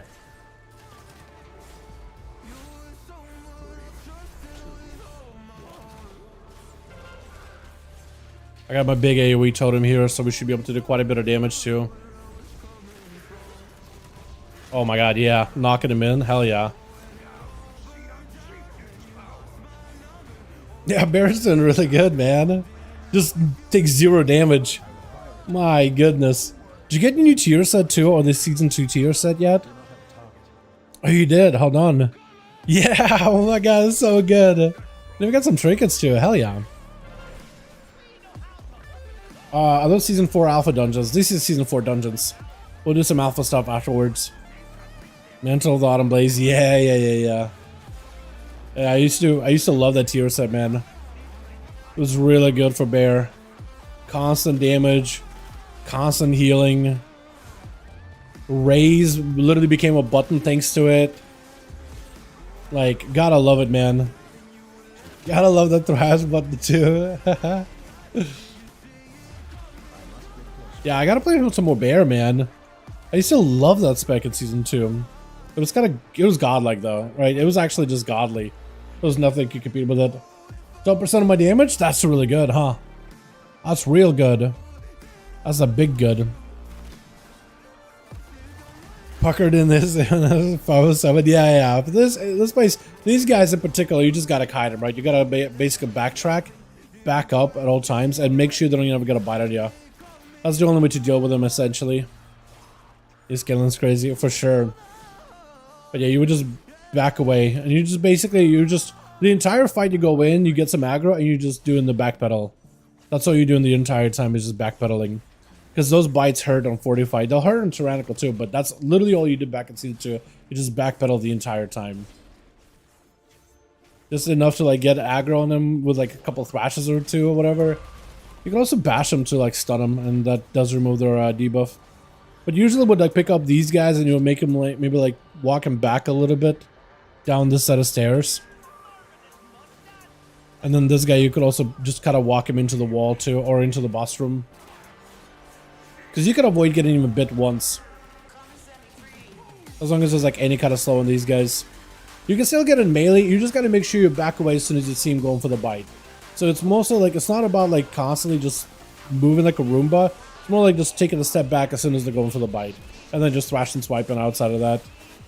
Yeah, like if you see a bite, you just gotta move. Yeah, there we go. And you never get bitten. Yeah, you don't actually have to, you can kite him. Like kiting is tanking still. There we go. If you do that, those guys will never do trouble with you at like hierarchies at all. Ever. You'll never have to actually take their damage in the full frontal. Mortal Blaze. Oh, okay. Yeah.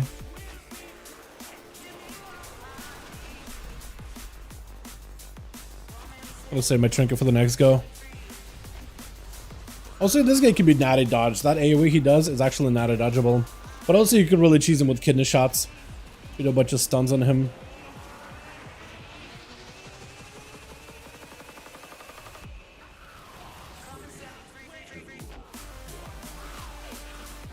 Okay, I'm gonna stun him again. I don't have a stun there, but you could like basically stun him every time he's trying to do the big AoE or whatever. The big stomp. Like if your healer is super behind on healing.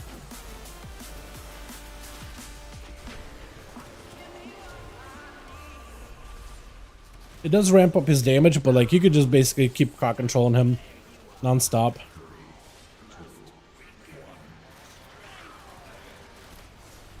That's gotta eat into my dance windows a little, but it's not a big deal.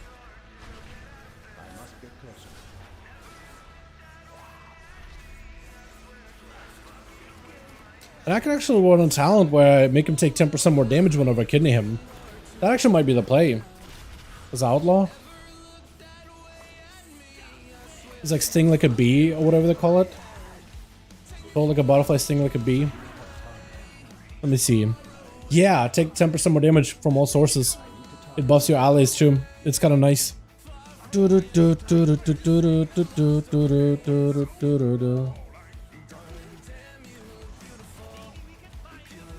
Uh-oh. Yeah, frontal hurt.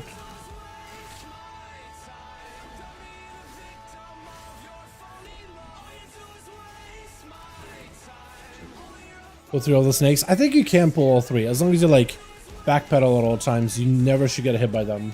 You never should get bitten by them.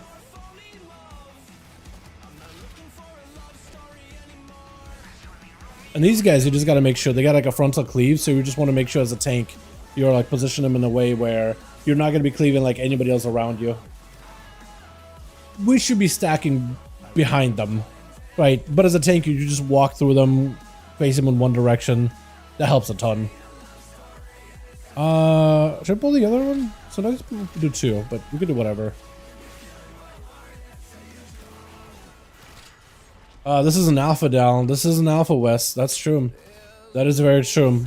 Damn. I was thinking I could sneak it past you boys.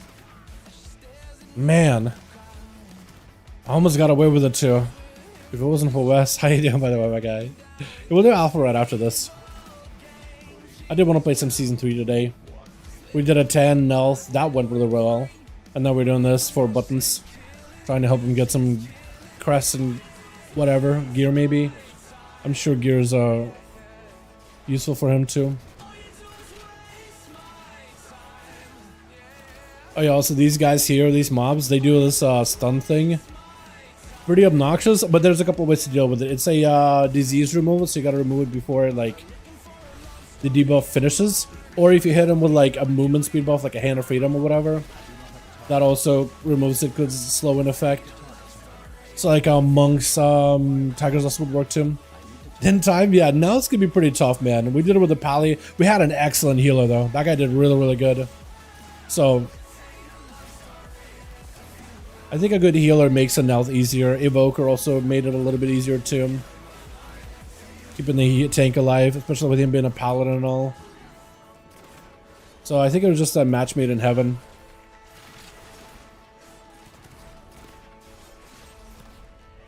I think that's what it really came down to. August is a weird one. I kind of like triple DPS comps nowadays when it comes to dungeons.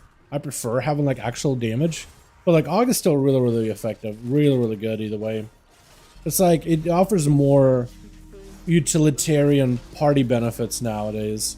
Like it's damage, but yeah. Second boss is overtuned. For this place or Nelth? Yeah, second boss is definitely rough. They did nerf him a couple of times, but ain't easy.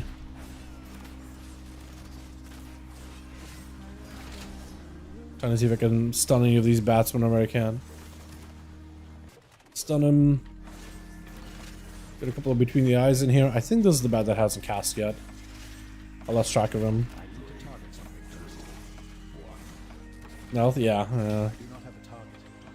Him caps, all good, all good. All good, guy. Oh man. I don't like playing with Aug at all. So I used to see Aug was the play, right, for every single comp. Nowadays though, like ever since they did some tuning with Augs, like they're not mandatory anymore, right? Having an Aug around does mean that the tank is going to be a little bit more secure. And Augs provide you like a damage or a power increase for everybody in your group. Healers, tanks, and DPS. So for like a disc priest, for example, right? I was talking to a disc priest buddy of mine. He said Aug is really good because they essentially just give tank faster protection. So the disc doesn't have to worry about single target healing, which they don't really have good single target like focus healing in the 5-man content. They mostly do spread healing with their atonements and the way that Mindbender works and all that, right? You mostly just put up atonement on everybody at once and you just evenly heal everybody. But like focus healing somebody, like what are you gonna do? Flash a heal a tank? You can give them a couple of shields here and there, but for the most part you're all designed and the way you play is all around like that party healing. Everybody gets even amount of healing with the Mindbender windows. So for him, Aug is really good because then that just makes tanks a little bit more lively. And helps him out because it's a full-on support, right? It supports the disc priest in a way. So in that regard, he likes Aug. He thinks like if you are going to be pushing as disc, you're probably going to have to play with an Aug. Like you just gotta, that's going to be your comp. Aug has to be present. And every time we done a key, like it's pretty easy. As long as an Aug is involved, it's really, really easy. Healing is never an issue. But like, yeah, you can play triple DPS and really rotate cooldowns, and I feel like you can be very effective. Aug is great for the support part, and like your group damage and performance for the dungeon shouldn't be that much different, but like, I feel like things could definitely easily die with like triple DPS just hammering all their cooldowns at once, right? It really does feel like noticeable. the differences. You can do pretty big pulls and just absolutely hammer things, right? Like bringing an Og and a, let's say, Destro Warlock to Algathar first pull with all the slashers, you'll see the Warlock do pretty well. But if you, let's say, bring a Fire Mage and a Destruction Warlock, I mean, the difference is going to be pretty big. The Fire Mage and I think Destro with full cooldowns are probably going to cut that out a little quicker. And you don't have to deal with those mobs just getting like more aggro, more aggro, more aggro as the fight goes on or whatever. But to each is their own. I don't think Og... It used to be like a thing where Og didn't really synergize with auto super well just because they give us crit, but we literally have all the crit in the world, so we can't really get much more benefit out of it. And like, agility as a stat is good, but like, if Og gave us... And I guess Og do give us versatility, but like if Og, let's say, gave us like... I didn't mean to press the trinket there. Let's say like Og gave us instead of agility as a buff with Ebonbite, but like Versa buff. Oh no, I can't even hit that guy. That might have been a little stronger just because secondary stats are starting to get in that spot end of the season or whatever. But for other classes like primary stat, like juice is huge. It all depends on the class, it all depends on the spec. I'm a little afraid of these other mobs here. Because I gotta cleave these Earthern, the future allied race.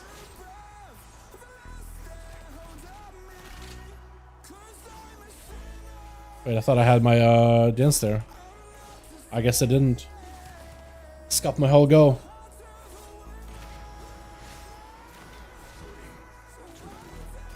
But yeah, I've been playing dungeons without Augs. It has been kind of... I don't know, I've been enjoying that. I played with Augs, I played without Augs. Either one works. But like, I've been enjoying like some of the big damage combos classes can do. Like if you're fully geared and everybody lives, nobody dies kind of deal. Yeah, it's pretty nice. It all depends on the comp though, right? It's gonna be more comp specific nowadays than anything. Time dilation, reversion damage taken. Save by DK makes it look like you guys have a hard time killing me, isn't it? Wait, what? You mean with a dev? Oh yeah. Oh, Prez rather, right? I know my specs, promise. Try to see if I can line the thunderclap. Can I line here? I don't even know if I lined it. That's not gonna line. Don't think you can evasion it. Scuff my go again. Oh no. Or cloak it.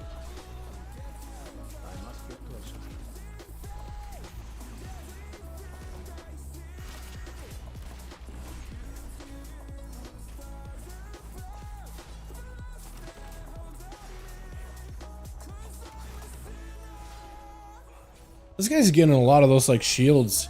I was thinking he's gonna be like struggling on mana, but he's actually just fine on mana. The healer guy. I gotta play my Prez a little more. This seems to be having a lot of fun. Oh god. Oh yeah, all those curses. Yeah, you need to dispel Buttons, or he needs to target us himself. Yeah, Button's dead. Yeah, Button dead. Yeah, he needs to target us himself. I don't know if it was available or not.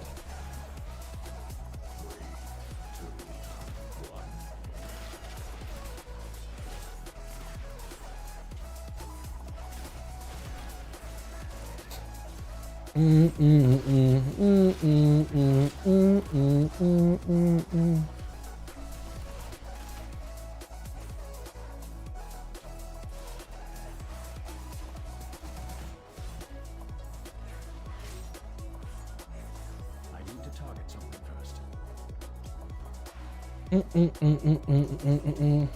mean, here's a blood DK. Oh, okay, hold on. Origin damage taken, healing increases blood DK, makes it look like it's a hard to heal me if it isn't. Okay, I feel that. I have to reread that really quickly. I was still on my augmentation brain. Man, should I trinket here? I feel like I probably should have sent it. We do like a double pull with a bunch of little boys. Little homies down below, little whelplings. That'll probably be the best time to do it. the pad value.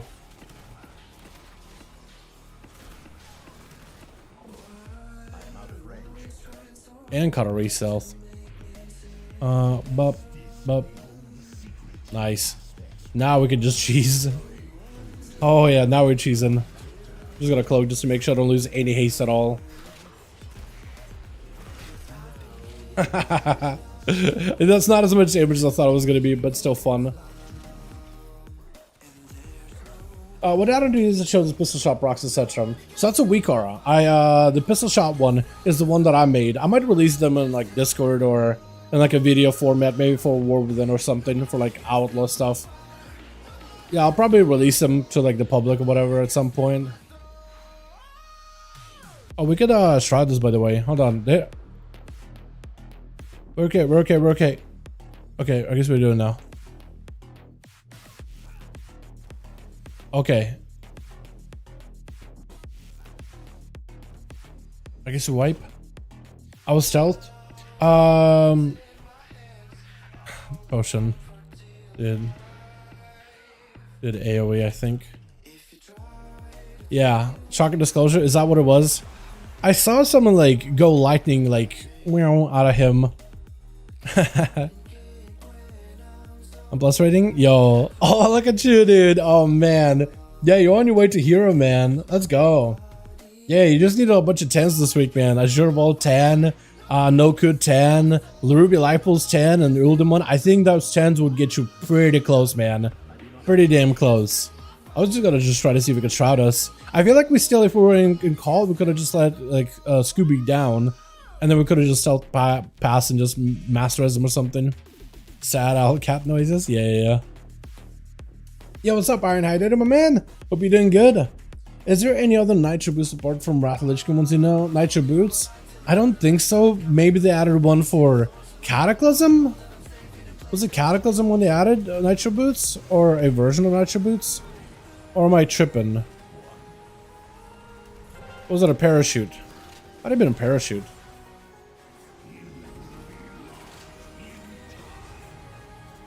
I can't think of it. I haven't done like old NG items or old NG prof stuff in a good bit. I haven't done NG in a while, actually. I think last time I did some NG was BFA, but I don't think we ever had anything cool back then.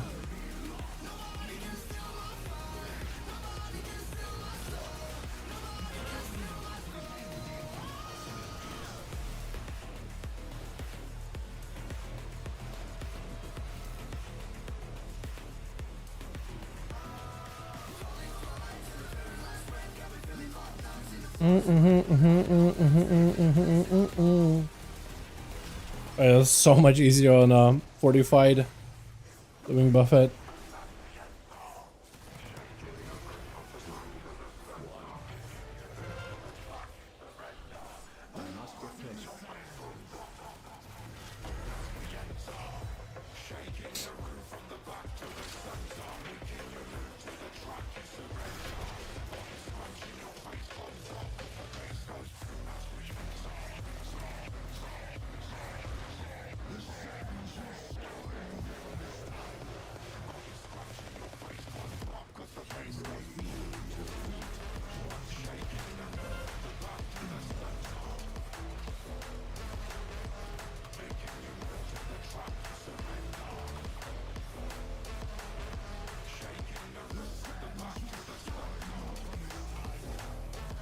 Oh, lost a healer.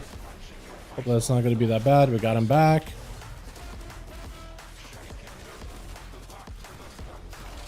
We'll pop a sippy cup. My sippy juice. Some breath, try not to get hit by that. Faint not coming up in a while. Oh, he's dead. Never mind.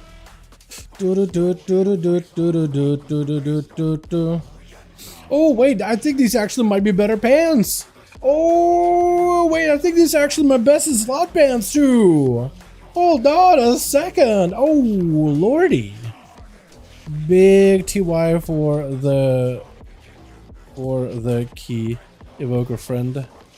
Really helped out buttons. Hell yeah, dude. All right, let's actually sim these things, man. Nice, congrats. Yeah, I'm pretty sure these are my best in slot too. What's up, Werthers? Yeah. These have haste, like the Versa, the most amount of versatility that I can get in like dungeons. But where do I see best in slot? So the best in slots, you either have to like best in slot gear you can see in, I would say Wowhead. Wowhead has like all class best in slot optimized over on each of the class guides, but I'm also part of the Rogue class Discord. There's a class Discord for every single class in WoW, and their rogues do a lot of sims and a lot of math and a lot of background work to find what would be the best in slot sets. And Fu would be the person behind the spreadsheet right now for rogues. They do a fantastic job. The entire rogue community does really good there, man.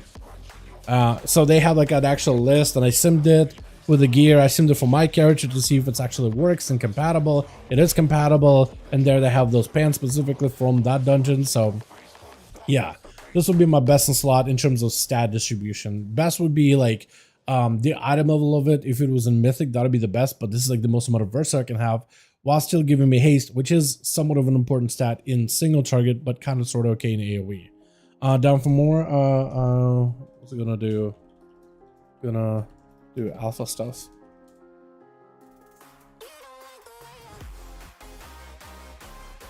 Let me see if we can sim it really quickly. Just double checking. Yeah, so best in slot list, Wowhead would have a pretty good like starting point. But at all times you should just sim your character. You could do drop optimizer too, which gives you like, oh, if you got this item from a raid or a dungeon, this would be the biggest upgrade for you. Drop optimizer will change a little depending on the gear you already have, but yeah, it's a couple different websites you could use to find out, oh, what are my best stats? Okay, what would be the best gear with those best stats? Okay, got it. And you would kind of compile and put things together or whatever. And then you would, it's a little bit of like hands-on effort. It's not, I really wish you could just plug it into a website or just like, yeah, like plug it into a website and tells you this would be the best gear for your character from every single dungeon. But a lot of the class discords will do that work in order to give you spreadsheets to be like, hey, we did the work for you. This is what we got. There's a good chance that this is going to be pretty good for you. But you can always sim your character to see like what works the best in terms of secondaries and stats and whatnot. I think you also get a pretty good idea what's good for your class, what isn't good from just playing the game. For my class, generally, like crit and versatility are really good for stats. Haste is a little bit okay. Mastery isn't good. So getting pants that are heavy Versa is like, okay, is this the most amount of Versa that you can get in terms of the spread on stats, right? And I can look at, let's say, all right, so I got these pants, right? At 506 item level, 667 versatility, Versa heavy pants. Are there any other pants this season that'll be equivalent to that? No pants in Algathar's Academy. There's no pants in Bracket Height either. There's Halls of Infusion, also no pants. Nelth, there's a pants, but Crit Mastery, not a great stat for me. So we ignore those. No pants here, no pants here. Pantsless everywhere. Pants are no good though. They got 4 legs. 2 pairs of pants is what they need. Crit Haste, not a great stat for haste, but crit is okay. Crit is okay. And then we got Old Demon Legacy, where it's like, okay, heavy Versa, a little bit of haste, probably my best stat. Best version would be haste crit versatility pants, but this is as good as it could get, right? And then this is also going to be my best belt too, also from this place too. Trog Skin, Waistband, perfect stats. As rogues, you don't really need a lot of haste nowadays because you have enough energy regen. You don't also, as Outlaw, have too much haste interaction. Just some, but not too much. It's not super crazy. So Versa ends up being our best stat. Mastery is not useful. Crit, we have some interaction with crit. We can crit more often when we crit. I mean, just more damage. And we can get more crit. So then stacking crit plus additional passive crit, we can crit a lot more and get more damage out that way. So if you look at my damage, I'm mostly critting. Most of it is crits, and I do like a between the eyes crit 400,000 at the highest. Dispatch 5 to 150,000 at the highest. Just a shot crits. It's a lot of crits, right? So it's just a lot more consistency. I'm basically doing more. Most of the times I'm doing double damage than I'm not doing double damage, in a way, right? And little things that you kind of learn from just playing the game, but having resources and simming your character, maybe being part of class Discord so they can give you the, you know, the tea or whatever. What does Zoomer say nowadays, dude? So they can give you the down low, right? That stuff helps out a lot. Yeah, but if you want to find like the best in slot list, what class would you want to look up? We'll look for snow. Let's see.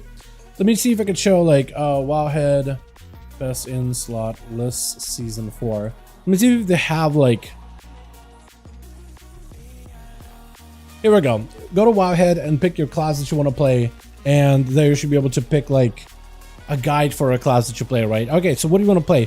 Best in slot gear, Dragonflight season 4, right? Let's say you play I don't know, Survival Hunter, right? Bam, it takes you directly to your best in slot gear, overall best in slot pieces, and it gives you like context and stuff, your best stats, what you're looking for. Always recommend to use raid bosses in your character. Important thing you want to pick up is like your embellishments, or you can go for like double shadow flame stuff if you wanna, and then it gives you like a list. You got aeronaut stuff, you got Eye of the Ritual Hurricane from Dathia, haste heavy item. You got yourself the cloak, which is really good for everybody. Your other embellishment, which is also really good for male classes. Fire damage ring, Signet brand for fire damage procs, elemental pocket envelope probably for fire damage procs too. Retract some more blades, also more fire damage, so rings is gonna get a lot of value. But then they also have further down, like if you're just raiding, this is gonna be the best items you can get from a raid. If you're just doing dungeons, this is gonna be the best items you can get from dungeons. So it gives you the things you can, or instances you can kind of focus on. And then go down, talk about trinkets, how they play, what they're gonna be like, or whatever, right? Like it gives you a little bit of an idea of like how would you go about optimizing the character. Best in slots gear to spend billions for on Survival Hunter, depending if you want to do dungeons or raiding or whatever you want to do. But yeah, so top priority, get yourself a weapon as soon as possible. Then you can get the Seal Day on Chosen. Mana Group is really good. Afterwards, you can pick up like Firax Rage Heart if you want defenses. Maybe this one if you want to push keys for Mythic Plus, because it gives you a shield. Or pick up Voice of the Silent Star if you just want to do more overall. If you just to raid, don't mind a huge hit to HP. Voice, but if you want defenses for higher keys, you will want defense, right? Crafty gear, it gives you a lot of that information, and a lot of them are done not by Wowhead writers. A lot of the Wowhead writers, a lot of the guide writers in Wowhead are people that are in class discords that do all that detailed stuff. They usually are pretty good like sources. I've seen a lot of streamers, if you have a better gear equipped, why keep lower items in your backpack? That's a good question. You know what? I'm kind of a hoarder. Like I should get rid of these things. It's just, as you can see, most items have like a equipment set. And I just need to take the time to figure out, okay, is it actually being used or not being used? The way I'm looking at it is I have a little bit of space in my bag, so I can just keep it there. Because like, I mean, I don't really need a wither bark anymore. I should remove it. If I do, it is gonna break a bunch of my sets though. So it's like, but what if it's actually good? What if I actually need it for something? And I just have to look through these items and be like, okay, I don't need this. I need this. I know that I don't need this. I don't have the accelerated sunglass tied to any of my other sets, right? Ashes, I don't know if that's good for sub. Maybe I need to sim it. I forgot about it completely. I have some random pelts and stuff. Like, do I need these things? I'm not sure. I don't really remember. I have a Dream Search Cradle. Maybe I can go use it now, actually. Maybe that'll be useful for something, right? I just need to go through these things, right? I'm never gonna get rid of my blubbery muffins though. Those are really, this is very, very important. All right, Tuskar, not an allied race, but this is the closest I can come to. And just a one blubbery muffin makes me a blubbery boy myself. Yeah, it really just comes down to, I need to spend the time going through these things to see what's important, what isn't important. And it's partially laziness, but also it's a lot of garbage in my bags, right? You know what I mean? Like, where do you start? Do I need this crossbow? I don't know. I don't even use crossbows. Why do I even have it? You know what I mean? Like, obviously I should be able to eat it. Maybe these things too, but like, do I need them? I don't know. I need to like think about it. And I could sit there and think, or I just ignore my problems until they go away eventually. Or maybe I just at some point get tired of it. I'm just like, all right, let's fix it. Now let's fix it. Now let's fix it. It really comes down to, it's not a strategic move. Okay? It is not a helpful like, oh, secret strat, keep everything in your bags. It's one of those like, well, you never know, like, what if I need it? It's a hoarder mentality. It's pretty bad. That's what it really comes down to. Everybody does it because everybody's so focused on the next dungeon or the next boss fight or watching out for the next mechanic or watching the weak auras. Nobody's like wants to open their bags, man. It's just like, I just need the things I need and ignore my other problems as much as I can. Also with this band, so I'm like 300 DPS overall. Yeah. Keep your last armor set for the expansion and the character when the new expansion comes out. No, new expansions is different. I will actually go clear my bags because like you could tell what I'm gonna need, I'm not gonna need, and nothing I'm gonna like old gear I'm not gonna need ever. No, that's a little different. New expansion stuff is different. Might be useful later. Okay, trinkets maybe, rings maybe. Like it's, yeah, I don't know. It's why do I have like the stamina gems in here, right? Like, what, do I need them? do I need Marks of Illidari? Like, I could get rid of those pretty easily, right? But like, I have these relics. I have coalescence. I have shovels. 20 charges of shovels. Do I need shovels? I don't know. What if, man? I don't know. It's just, I'll take care of it later, but it's just like a mantra at this point. All right, let's do some alpha stuff. Let's do some alpha. We did some season 3 stuff, season 4 stuff. Let's do alpha. Boys, what class I want to take a look at today? What are we looking at today? Cataclysm Beta got an update? Is it just them closing it down? Or what? Yeah, why is Cataclysm Beta getting an update, man? What's happening there? What is happening here? What's all this? Oh, sorry, I should have looked at the trading post, man. We got new stuff in trading post. Apparently some stuff is not working. Dalvoka's DPS. Shamans don't have anything new yet. Sorry to say this, Shamans don't have anything new yet. They got some new stuff coming up soon, but not this week. Shaman I can't, just because they're you won't be seeing a good picture of Shaman at all. Wait. A server's up? Yeah, there are. Okay, I need to fix it.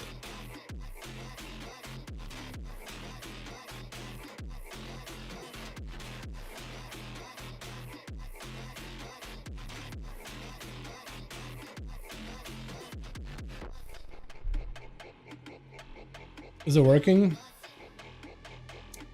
No. Okay, what if I do this?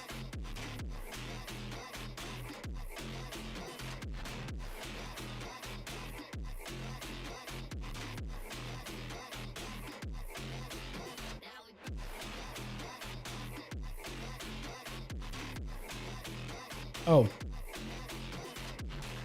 That will do it. Here we go. Alright, what class do we do? Can't do Shaman. There's not a lot of new stuff for Shaman at all. Mage, Warlock. Oh, we can do Mage. I can show you guys some cool stuff with Mage. Yeah. Let's be sure with Mage. Druid. Let me do a little bit of Mage, and then I do want to do a different class. I'll show what I have with Mage so far. I do have one hero spec that I haven't really taken a look at all, which is the Spellslinger. I want to see what that's all about. But let me show you Fire Mage real quick, because there's a really cool hero spec combo that you can do with it. Alright, so Frostfire Mage, right? Adventure. Yeah, that'd be a cool class. That'd be a cool one. So with Fire Mage, there's a couple of different playstyles to it. Right, you can play the Stun Fury Mage, which is really good. Every time you combust, you summon a Phoenix, and he does a ton of damage to everything around you. And you can just kind of blast the damage as much as you can with the Phoenix. It's a pretty cool combo. The Phoenix himself does a ton of damage on his own. You basically, as you AFK, you collect these Spellfire Spheres. But also every 6 times you consume Hot Streak, you can generate a Spellfire Spear. When you press Combustion, you summon a Phoenix. It does a ton of damage. Yeah, it's pretty strong altogether. Human talent, yeah. Druid or Mage, I will look great. Yeah, but so Spellfire Mage it's pretty solid. I probably need to build up like, does the Phoenix, can I still summon him even if I like, is this a Flame Strike build? Oh man, I don't know if I like the Flame Strike build. I've been playing it a little bit, but it's like, I don't know if I like it, man. It seems alright, but I don't know if I'm really feeling it as much.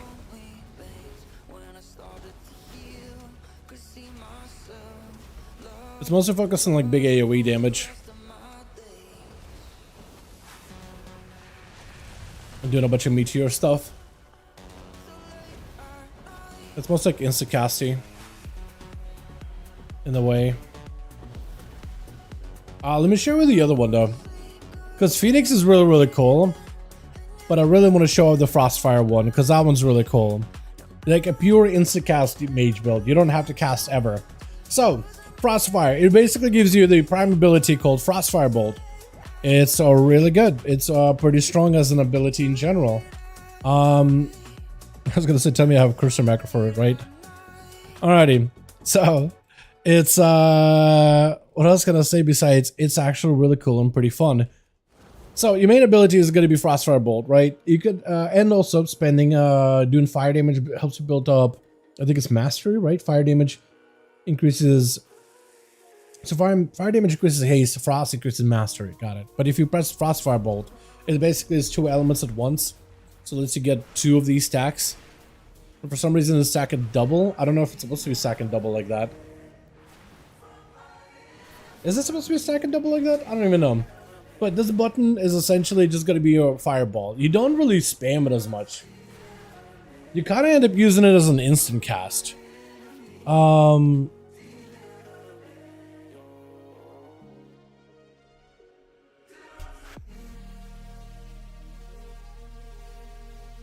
Wait, they're giving everybody access to alpha shortly. Maybe we'll get a new build today. Possibly getting a new build tonight, boys. That could be fun. Return Frostfire Bolt. What makes Frostfire Bolt for Fire Mage work, because you're not really going to be spamming Frostfire as your prime ability filler. Because like, how often do you use Fireball as a filler? Not a lot. But the wanted Frostfire Bolt to be an ability you want to use a lot. So what's really going to make it work for Fire, it's Frostfire Empowerment. Frost and Fire supposed to have a chance to activate Frostfire Empowerment, because the next Frostfire Bolt, they deal 100% more damage, explode to everybody for 8% of the damage, be 100% crit for Fire Mage, and be instant cast. So, as you use other abilities, Pyroblast, Fire Blast, sometimes Frostfire Bolt will be instant cast. And every time you use Combustion, you can force that empowerment every single time. So, with you getting a Combustion and resets with Combustion together with like Kingsbane Blessing, Sun King's Blessing, you're getting a lot of the Flash Freeze Burn Frostfire Empowerment combos. This thing does quite a bit of damage when it procs, but the crit that it generates lets you keep that chain of Pyroblast going. So here I have a build that's mostly about keeping Pyroblast or Pyroblast on enemies as much as possible as be my main way to deal single target damage, and then we play into Ignite, so we're going to stack up the single target damage on one guy and then spread that Ignite to everybody else. We also have Phoenix Flames, as well as Dragon's Breath is always a critical strike, so we can chain our Pyroblast combos and crit combos a lot more consistently. And we also got Meteor, and we're going to be generating Meteors with Fireballs. So, this is like your AoE playstyle, more or less, as this build. You mostly single target, but the amount of AoE damage you can do with it is kind of nuts. And you're just trying to maintain like all of your stacks of Phoenix Flames whenever you can, until you can build up for a big old, Pyroblast combo. So now we get Pyroclasm coming in, right? We're getting Phoenix Flames to debuff the enemy again. We got Frostfire Bolt, Meteors coming down, more Phoenix Flames. Things are coming back a little by little. Got some cooldown reduction coming back. I need your Phoenix Flames immediately. We could Fire Breath to him, as we could use that to, generate ourselves a proc as well of the, heating up? I'm trying to think of the word. Yeah, if I was in a little quicker, I think this combo would look a little bit more faster paced. Got Combustion coming back up again. So it's mostly an instant cast, right? I'm just doing AoE damage the entire time. I'm just trying to manage my charges of Phoenix Flames too. Gotta do with one of these. Meteor down. Gotta make sure Phoenix Flame is getting used. Frostfire Bolt is getting used. I got too many charges on my either of the other abilities. A lot of charges of Phoenix Flames. Get Fire Breath it. Get some cooldown reduction. I got a Pyroblast here as soon as I can. Into a Meteor. I was gonna give him a procs. Phoenix Flames to make sure we got like this charred embers, so we do 6% more damage and stuff. And you can see for the most part I'm not really having to cast. I don't know if this will be a good build, but you can see I'm mostly just instant casting everything, right? I'm mostly just creating procs off of like my Power Blast and my and everything else. Combust is up. Phoenix Flames got sitting on 3 charges. We got a Frostfire Bolt up. Phoenix Flames got to get used again. Phoenix Flames also put up Living Bombs. That's another way to spread Living Bombs now, is through Phoenix Flames. And you got to get a proc for Phoenix Flames specifically. And you can see how fast like things are coming back off of cooldown for me. And it's mostly single target that just cleaves to everything in AoE.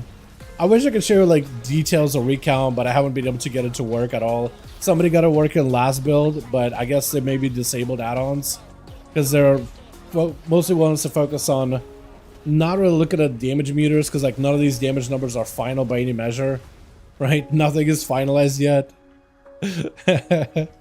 Procs for days? Yeah, you can keep the chain going. And this is like with the worst secondary stats out there. I don't have good gear. It's a bunch of greens, man. So imagine this with like an actual like set.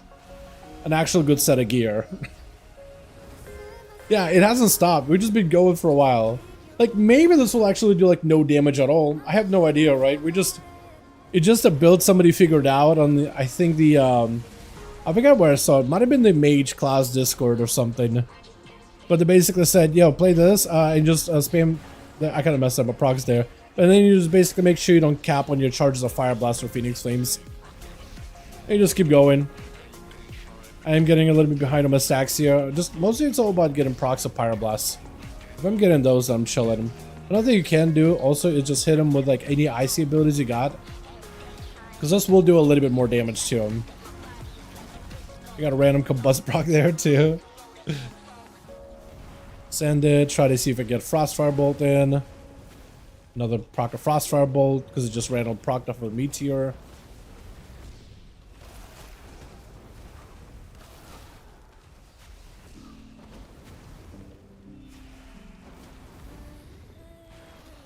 And I could go maybe for like a bit of cooldown reduction. Haven't really had to do that all that much. And the cool part is there's like a little bit of interaction with the way the fire abilities work too. Because like even right now I'm not pressing my Frostfire Bolt at all, right? But still, I could build up a 30% more damage buff for it as I'm using like fire abilities or frost abilities. Either one of the element you use, it builds up damage buff. So even if you don't spam it regularly, right? It's not a button that I'm using as a filler constantly. I'm still a fire mage. I'm just like adding a ways to like to spice up my playstyle with the Frostfire stuff. And I think maybe that's what they were trying to go for too. Like it's hard to tell. Like we'll see what they do with the next build. But yeah. And the best part is you can do everything on the move. And it's very single target heavy, so you can just basically use this like cleave. They really are trying to make the Flame Strike a little bit better of a button though. There's a lot of like ways that they're trying to even make Lit Fuse and Phoenix Flames, how that procs now your what's it called? Living Bombs. Because you don't put up Living Bomb on your own. But they're trying to make like all those other AoE abilities better. I still think you're gonna play around Ignite a lot. They're just trying to make Ignite less of a default, right? How's Arcane looking? Hopefully less buttons. I don't know if it's less buttons, but you don't do that double bloodlust thing anymore. As for Arcane, they did say they're probably gonna give them maybe more buttons. There's not enough towns that play around the mana stuff right now. But playing Arcane as a Sun Fury has actually been kind of cool. I don't have this guy set up as Arcane though. Tell me there's like a build for Arcane. Hold on, do I remember it? I need this. What am I missing? I know I'm missing something.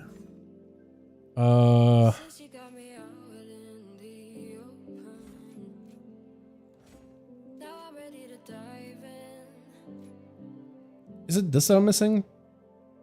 No. That's like a dungeon build, isn't it? Is that what I made?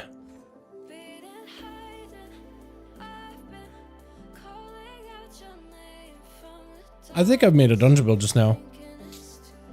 Oh, I don't even know what to put here. That'll work. Let's do a dungeon build, I guess. I need to organize some stuff with this guy. Are there people queuing right now? Or anybody doing dungeons? There's only a few people. I doubt it. Let me do this. Let me swap over on the other mage, just because he's like mostly set up and ready to go. Because I have two. I have one in Ring and Deep, so I can take him into Valdrak and do a bit of cleave and AoE, show it off a little bit. But yeah. Arcane, I think is looking really good. I like it. Like, I think Arcane is not changing too much. Like, if you like Arcane and what it is now, you're probably gonna like Arcane going forward. If you don't like Arcane, I don't think it's changed enough for you to just be like different spec altogether. But you can't do it right now. Okay, that was weird. Let me go to... Yeah, it's the AoE build. Let me go to Dragon real quick. Mess around with it, show it off a little. There's some cool stuff that you could do with Sun Fury, but yeah, Arcane is not going to be changing like too wildly, I don't think. I saw Dragon. Ha.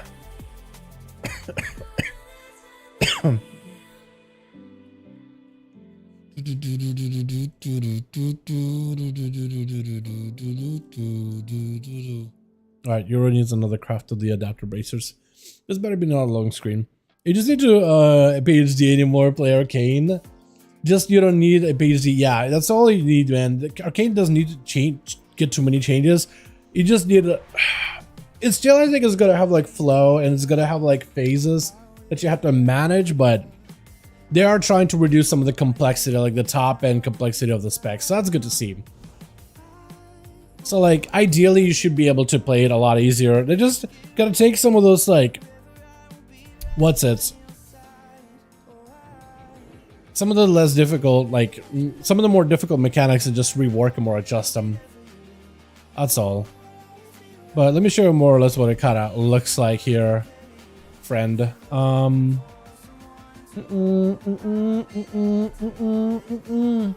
with Sun Fury Mage, and I also need to mess around with spell slinger some more, but Sun Fury Arcane is not really all that different than Fire. It's all by just using your Arcane Surge windows and then letting the Phoenix just like go crazy. At the end, when the Phoenix fades, you can just barrage a bunch, which is going to be pretty cool because it just gives you like a big execute window. I wonder if that means we'll be moving Touch of the Magi into that direction though. I'm gonna adjust one talent because I don't have any AoE cleave anyway. And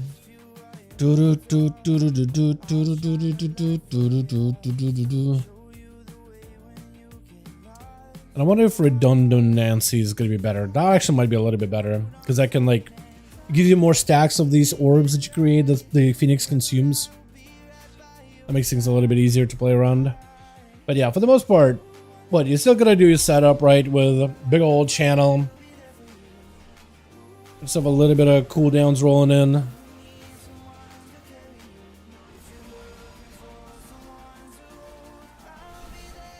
At least like at AoE, still gonna be barraging, but now you got a bunch of missiles or meteors coming down. That's pretty neat.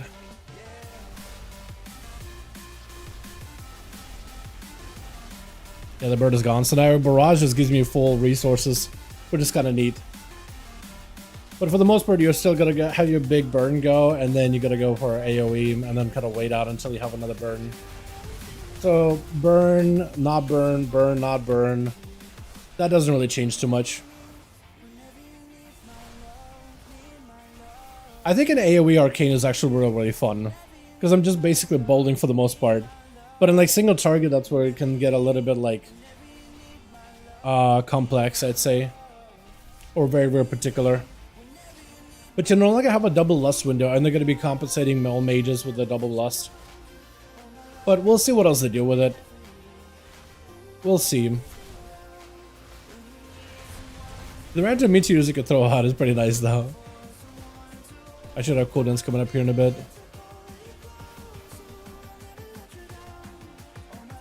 I kind of want to try to see what it like was single target, because I got a couple of these charges.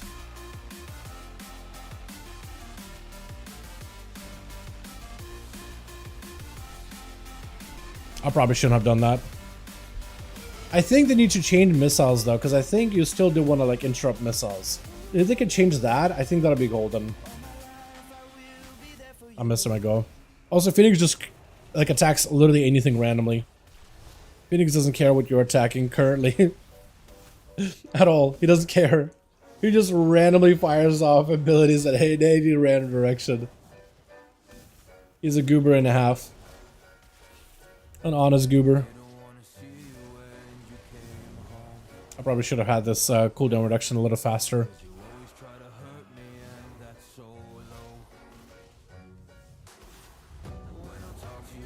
I shouldn't have done that.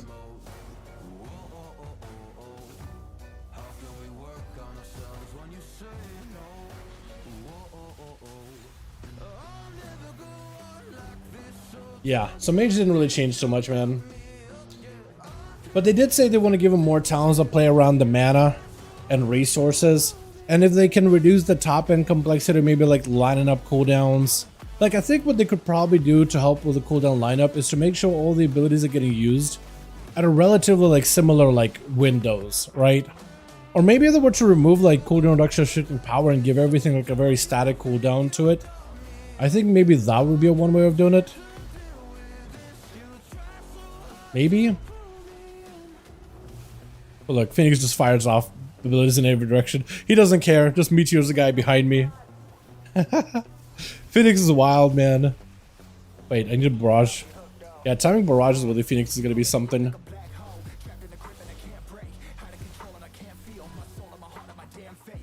And give you like an hour little visual to it.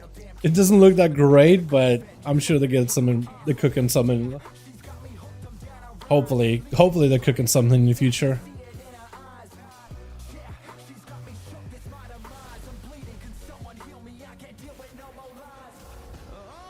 Wait, do my meteors consume radiant sparks? Hold on. I think every one of my meteors just now consumed a radiant spark. What's it called? Arcane Echo? Or no, Harmonic Echo?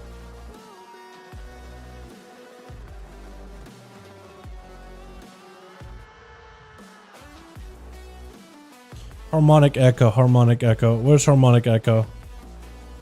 It does. It actually does.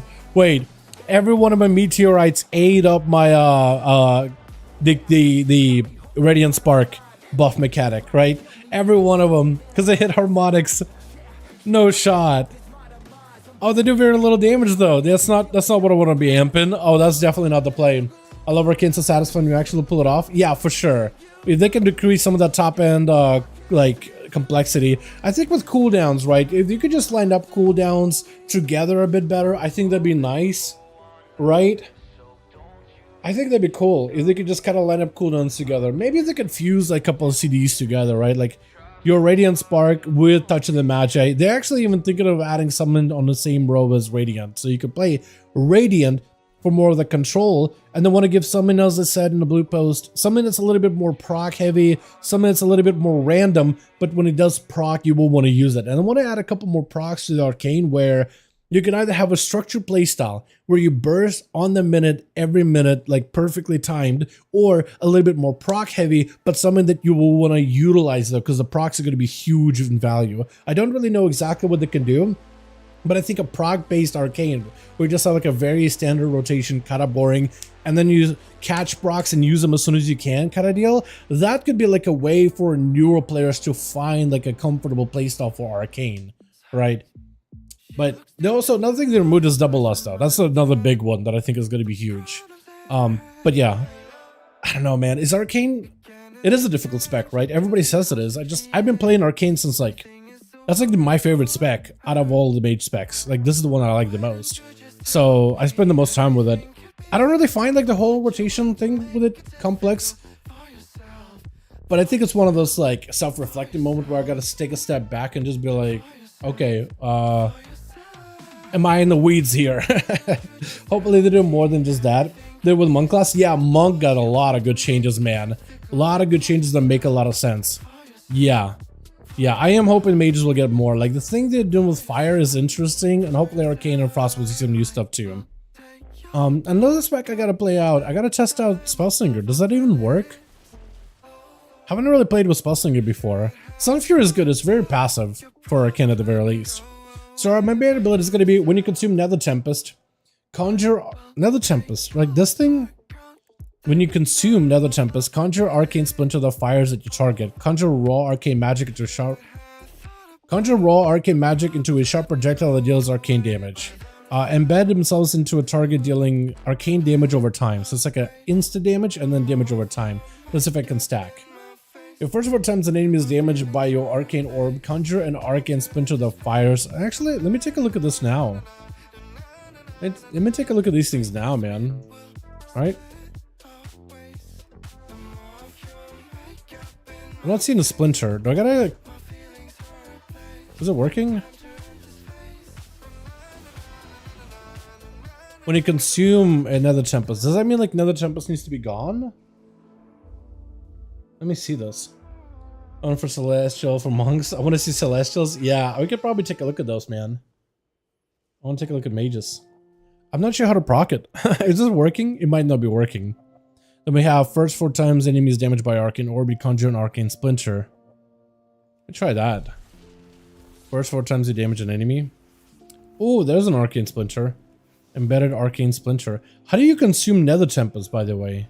It says when you consume Nether Tempest. Oh, is that like a different talent?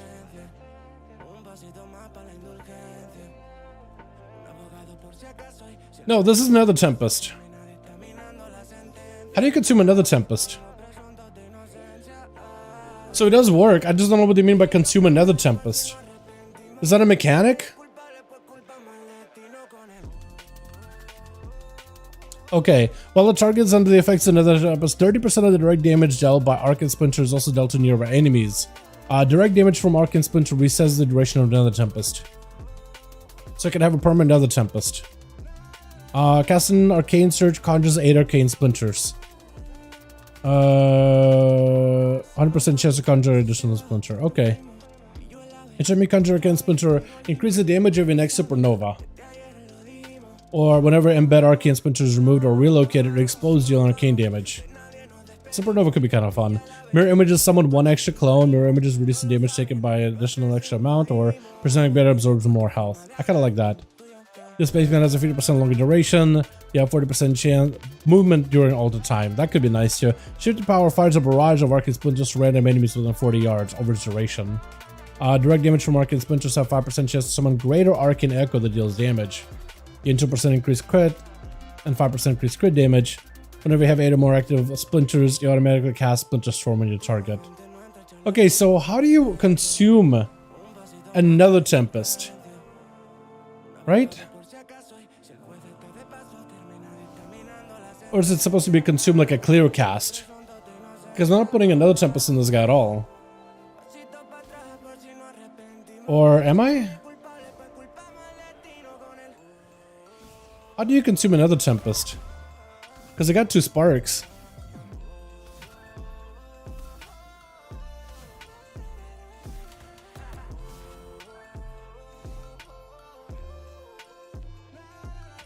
Direct damage from Arcane Splinters resets the duration of Nether Tempest.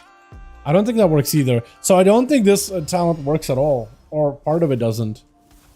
Because I'm not getting any procs. I guess we'll just try AoEing stuff, yeah? See if that does anything. Maybe.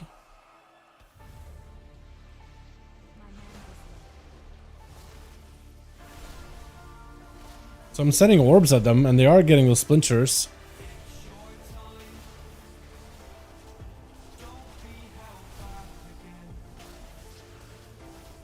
Want to do this? That should also send splinters. So it is sending splinters at people. I don't know what they mean by consume Nether Tempest, by the way, at all. Damage taken from down mages increased by 6%, so that's happening. So I'm putting a little debuffs and things. So they are getting the splinters.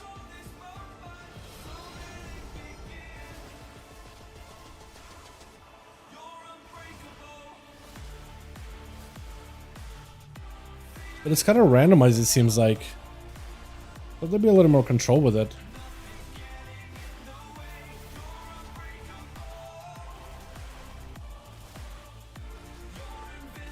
And they're getting randomly applied. But I don't think Nether Tempest is applying these at all, by the way. Maybe it does for Frost.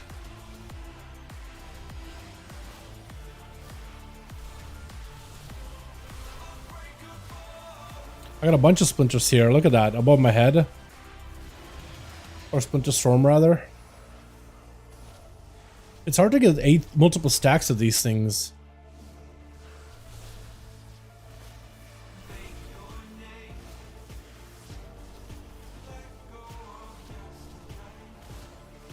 Huh. Yeah, I'm not really sure if it worked properly. I'm gonna assume maybe not. Let's take a look at the monk real quick then. What do I do? Consume another Tempest contract at Splinter. Yeah, it just, I would think it would work, but...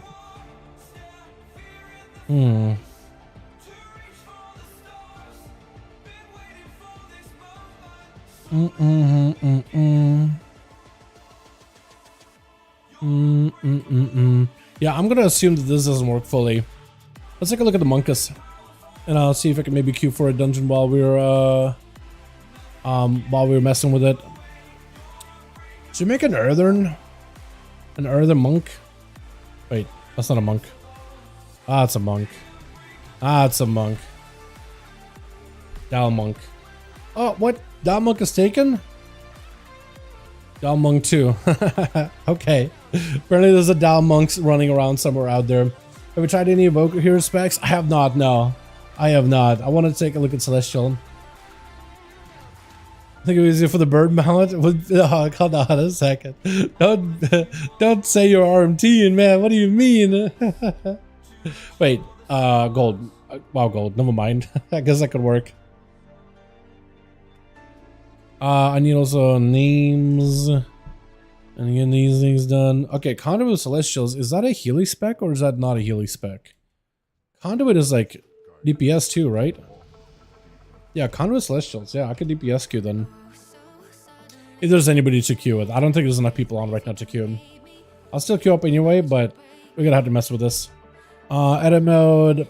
Place it back in the basic. Okay, it's gonna take me a second to put these abilities all into my bars in the right spot. Maybe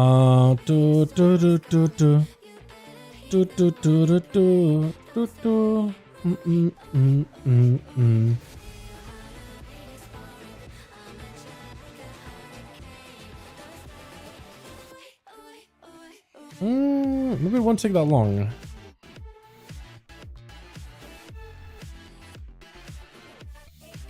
Okay, something needs to go in 3. Alright, man, I don't even know what talents to run with. I feel like I should just do full reset. Let's get the kicks, that's good, I like that. We're just going to paralysis, I don't think I need it. Let's get the kick. Movement. Distance, I'm okay with that. Out of combat, movement speed is nice. Damage taken reduced. Okay, yeah. Paralysis removes and rage effects. I don't think I really need that. More healing. I like the amount of the cost of these things too. That's the best part. Get an extra roll, touch of death, range of legs put on need, dodge chance is nice though. Ring of peace is fine, 4 to brew is fine. Place it over here. We're just cool down a ring of peace. That seems good. I'll take a more passive option here. Bit of self heal. Chi wave is passive now. I want to try it.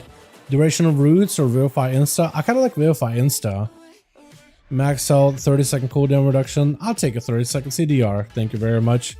Celestial's active, cannot be slowed. Let's pick up some of these down here. I really want to pick up some of these movement skills, man. Like this one. Expel harm crit healing or expel harm heals. I like that better heal. Lighter than air. Roll becomes a allows you to become lighter than air, allows you to double jump to move forward. That could be really fun. Bonus whenever you high health, low health. That's really cool. Martial instincts, touch of death, and we could do lightning reflexes. So we got full mobility on this thing. As for like these talents, I'm not really sure what I want or what I should really prioritize points into, to be honest.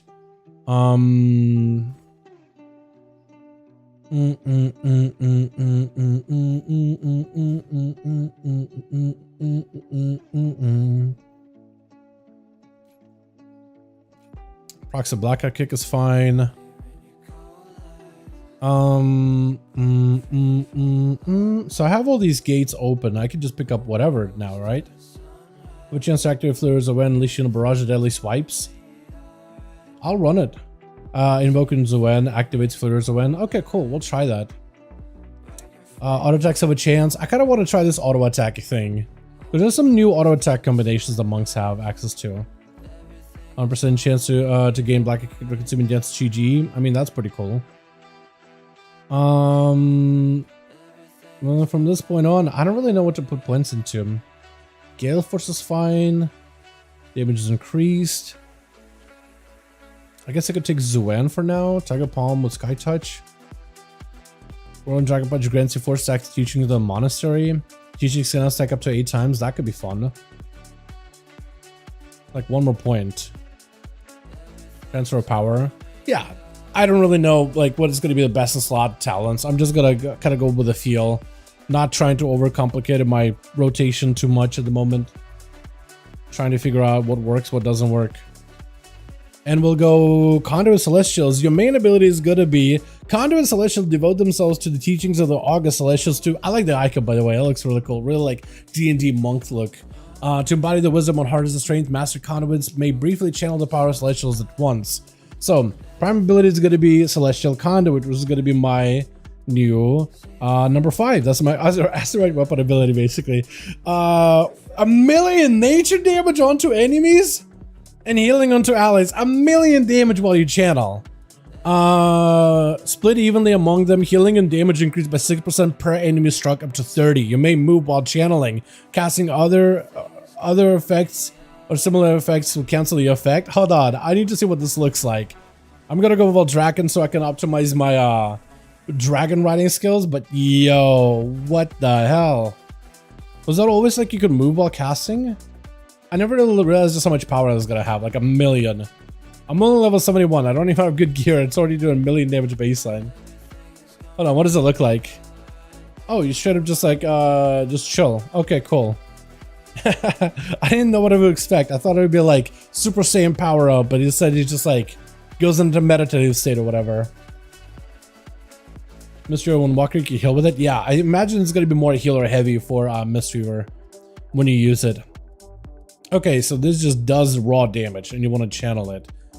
Oh man, that's going to be kind of weird. When do you want to use it compared to like... I feel like there's so many buttons amongst ones to press, so having to channel for a second, like, is that going to slow down the rotation too much? Wait, I don't even need to do this. Once I'm here, I'm chilling. Can I fly? Thank you. Trying to grab all these just because when I'm out in the open world, it's going to make things so much easier. And I move this here, here, here, here. Beautiful. Cool. All right, so this is interesting. Does a number of damage. From there on, you can go Russian Jadewind, directions increase. I'm not playing rushing. Right, gain Russian Jadewind while Zuin is active. Okay, I'm cool with that. Target bomb has a 50% chance to cause Zuin to claw the target for physical damage, healing nearby allies for 100% of damage done. Chances increase while Invoke Zuin is active. Okay, target palm value. Does a Fury Spinning Crane Kick do 10% more damage? Or Teachings of the Monastery has a 50% chance to refund a charge when it's consumed. The damage of target palm is increased by 30. I guess Temple Training if I'm AoEing. And then there's like the big one where you get like all the benefits of Celestials. Russian Jadewind, Spin and Crane Kick have a chance to cause... Do I want to now play Russian Jadewind? Because... Strike of the Woundlord applies a Mark of the Crane to all enemies struck and summons a Whirling Tornado. So that's like the only way you can get Russian Jadewind then, right? Dealing physical damage to each target. After Zoan assists you, next Blackout Kick causes Yulon to stump on your target location, doing damage. Consuming 30 Chi causes Yulon to decrease the cooldown of Rising Sun Kick Fist of Fury by 75%. That's actually really, really good. You add something to track.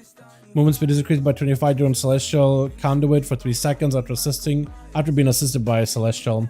You switch between alignments after an August Celestial assists you, increasing corresponding stats. I got one more. Jadefire Stump increases the... Oh, do I have to play Jadefire? Okay, we gotta go stats. I'm just gonna go with that. Jadefire Stump increases the damage of an next Rising Sun Kick. That's pretty good. Can only affect once every 8 seconds. Okay, so you definitely want to use it. Big kicks. Nice. I like the combo stuff. By the way, Serenity and SEF got somewhat combined with one of the talents. Yeah, it's mostly SEF right now. You heal 10% of maximum health instantly when you activate Celestial Conduit and receive less damage for its duration. This effect lingers for 8 seconds after Celestial Conduit ends, or Fortifying Brew against an Absorb Shield. I kinda like the Absorb. Yeah.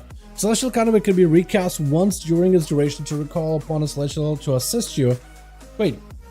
can be recast once during its duration to call upon all of the Celestials to assist you at 200% effectiveness. Unity within is automatically cast when Celestial Conduit ends, even when it doesn't expire. Okay, so you could basically use it for a big combo. Alright, this will be interesting. Yeah, Zuen is already doing work. Okay, so there's like a big channel, and you just gotta want your Celestials to do their thing for a bit there. Got it.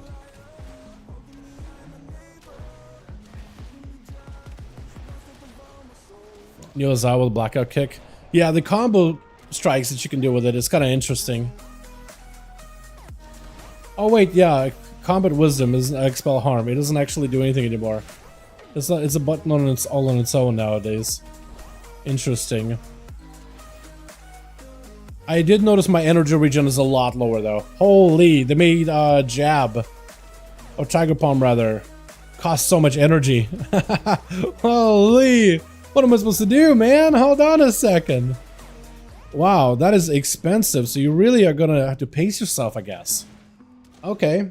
I mean, I know that they really try to mess with the energy still, but damn, that it really catches up with you. Maybe haste is now a good stat for monks, just for this alone.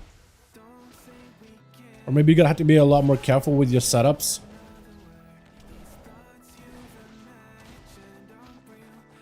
As long as the damage isn't different, I'm okay with it more or less.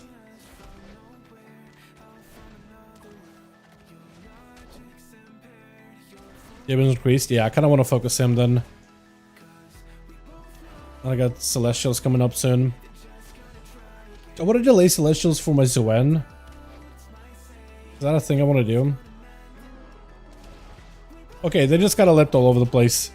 I can control them.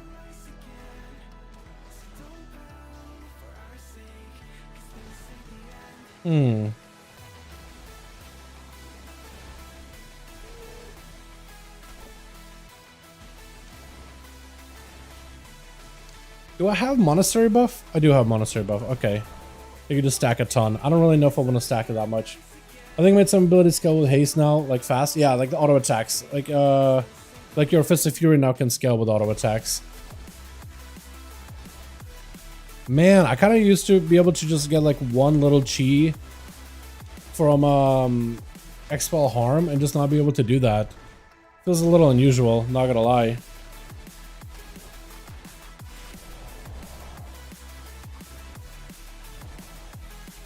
Yeah, trying to spread a Mark of the Crane is a little bit more difficult, I feel like.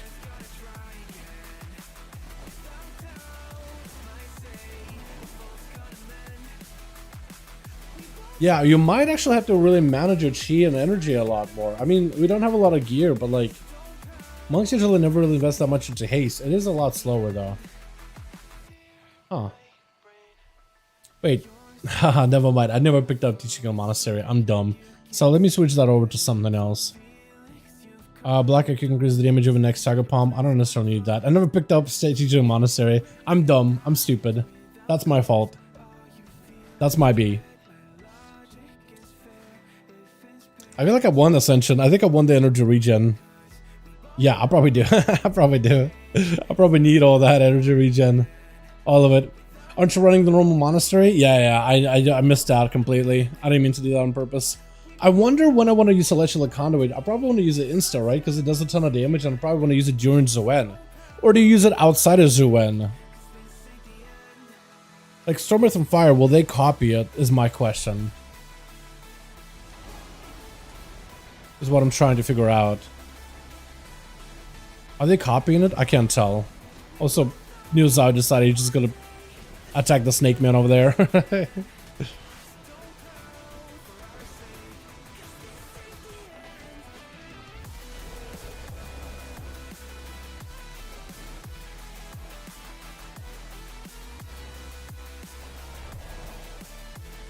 Yeah, look, I'm out of energy, out of resources. I can't really do anything. I'm kind of slowed down. So maybe as a monkey, we'll want to be a lot more careful with how you spend your energy and how you generate it. So maybe you'll want to be extra like, because they went from like big resource economy to like, you're gonna get resources again. You know what I mean? Like, just trying to generate some resources just for a Fist of Fury, man. But they did add like auto attacking buffs too now, so maybe they really want you to lean into that. Because it have extra auto attack speed here for a bit.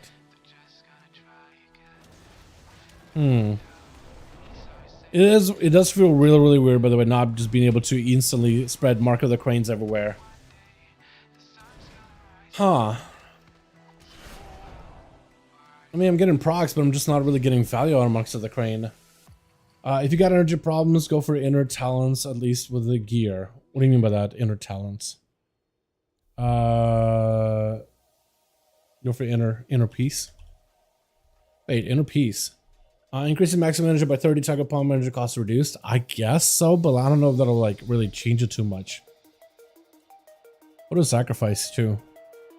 I had to sacrifice something up here maybe. Okay,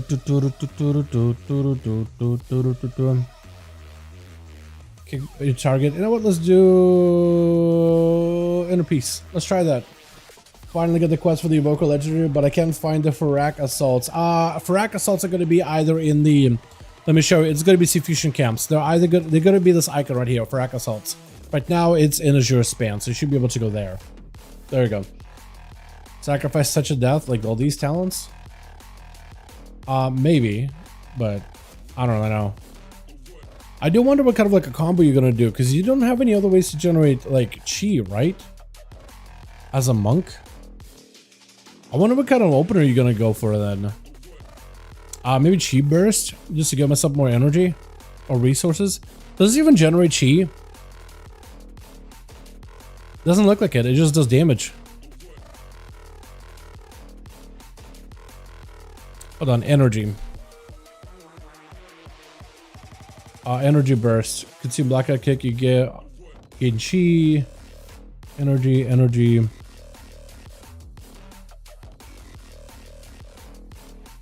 This probably costs energy? Or it says Torrent of Chi energy, that's why it's lighting up. Interesting, man. Interesting.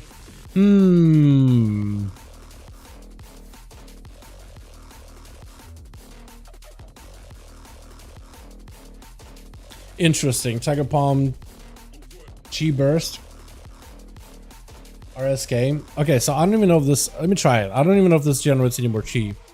It doesn't look like it does.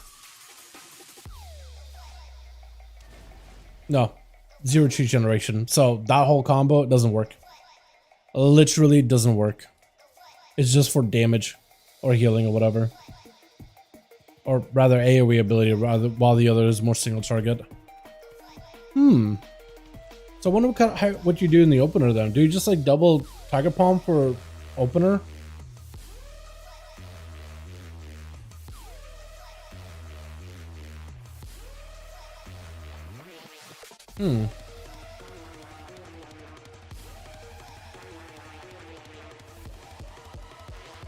You probably just do this. You probably just win and you unleash hit as many buttons as you can, and then you do a big channel while you're waiting for your energy to recover.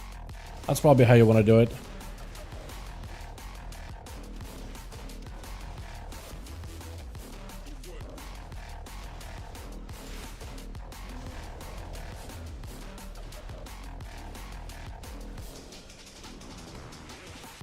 Probably could have waited a little bit earlier.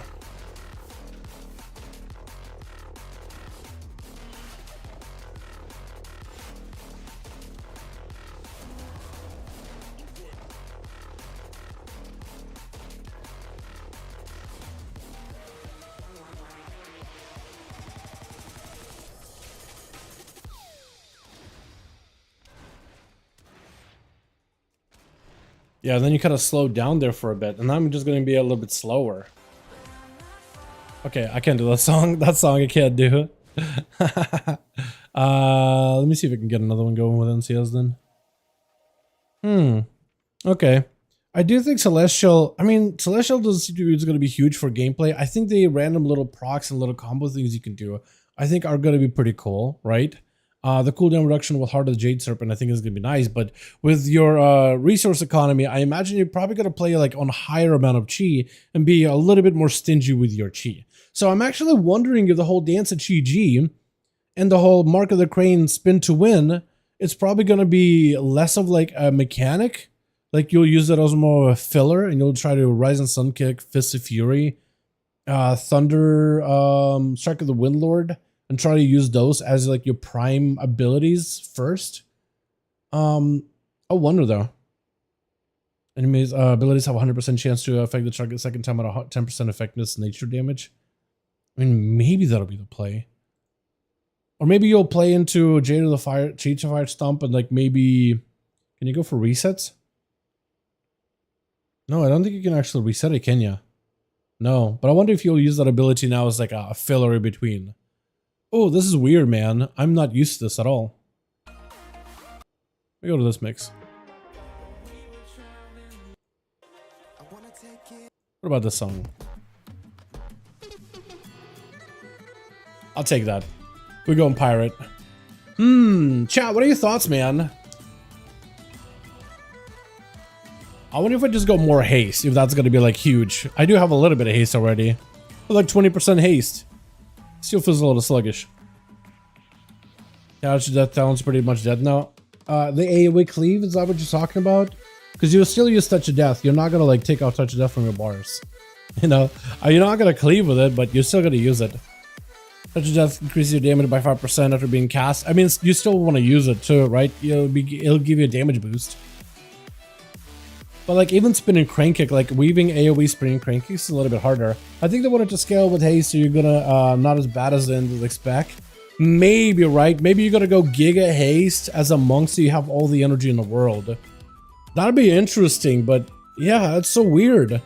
It's very different. It's very different. It's like, I felt like monk always has like this a little bit, like a lot of downtime rotation, right?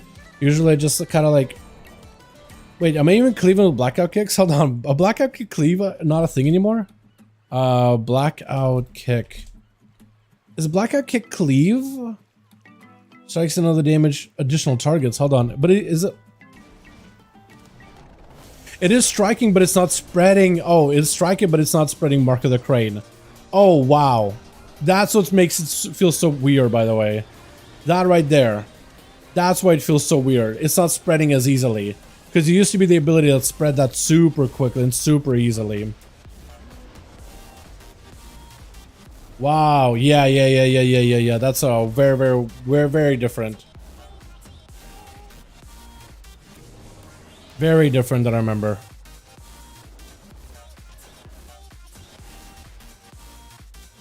Man, I thought Whirling Dragon Punch, now would be the time to do it. I can't even Whirling Dragon Punch, man. I don't even know if that's a button worth pressing.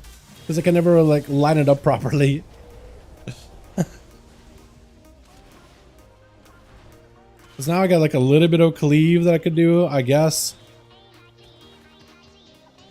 Yeah, not letting my blackout kicks go for a, what's it called?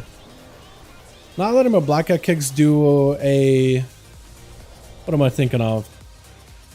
Cleave to apply crane means crane cleaving is going to be a lot less of like, used to be like a thing you did in downtime a lot, right? You would just like blackout kick, get a couple of setups, and you would just kind of like spin to win during the downtime. But like, look how much energy I have. Here's a Fist of Fury, right? I want to make sure I Rise and Sun Kick.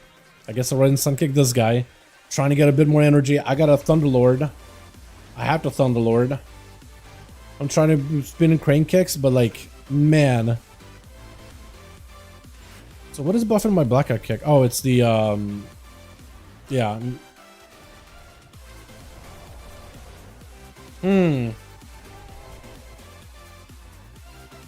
It's this here too. The fact that I'm getting 8 stacks of Monastery.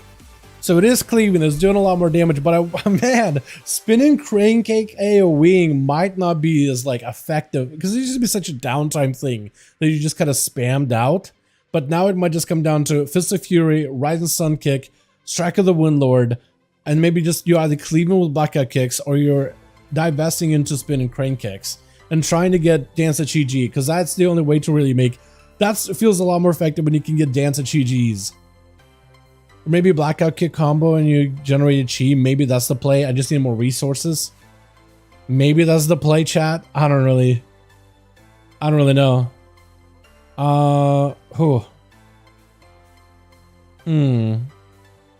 What do I take a point into this? I guess I could move this for now, but like maybe Chi, get a more cheese to play. It's interesting, man, because this definitely wants you to use blackout kicks more often. Like this whole Conduit of Celestial setup.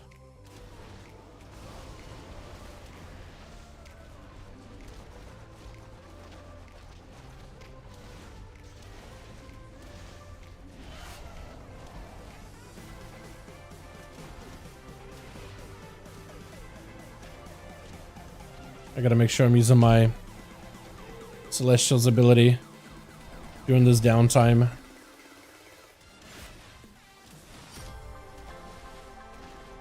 Do a bunch of AoE here. Thunder. Big old blackout kick. Oh yeah, the blackout kicks do hit pretty hard though. That is doing a number. Yeah, managing Chi is going to be a lot more important. I don't necessarily hate it. I'm just hoping it doesn't feel sluggish. That's all I'm kind of hoping for.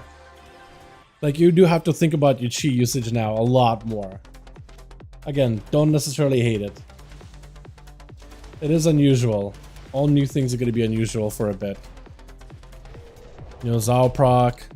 And as long as I'm landing my Fist of Furies in AoE, like if they could repurpose where like as long as you can get that majority of your AoE damage is fine, I'm kind of okay with that. But it all depends how they tune it, right? All depends how it's tuned.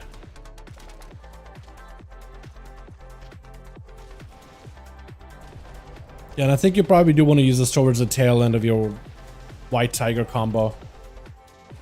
Man, Chi Burst not generating a Chi is weird. Maybe single target DPS is more of a thing with monks? It might be, yeah. Because right now monks are really good at AoE, like in current live retail WoW, right? On retail, they're very good at AoE. I mean, we knew that we were trying to change a couple of things about them in War Within.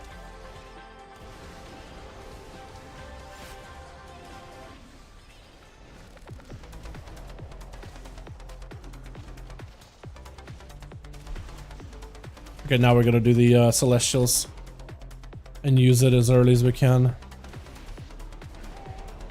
Yeah, I think go for blackout kicks that give you, or blackout kick resets is probably the play for extra Chi. That feels a little bit better.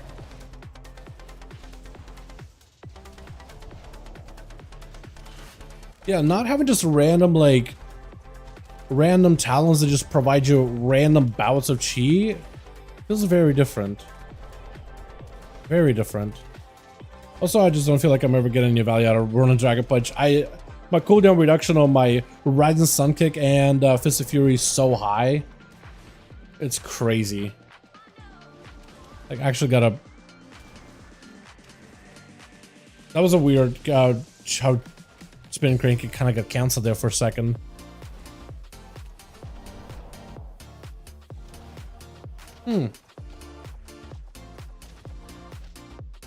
Yeah, this one feels weird. I don't hate it, but it's weird. It's definitely unusual. To be honest, ditch Whirling, invest more in mid. I am kind of thinking maybe invest into Jade Fire because there is a Jade Fire like combo here. So I'm thinking maybe ditch Whirling. Yeah, I guess I can use this though. I was thinking maybe do AoE, I guess, or 500% increased damage. Enemies and allies standing in Jade take more damage. I could maybe pick that up instead of like, I don't know, Zuen's battle gear, but I can't pick up Sky Touch then. Oh, maybe I get Zuen's Bond so I can line up the Celestial a little bit closer together. I don't think Zuen's Bond is that good though, is it? Pretty sure it isn't.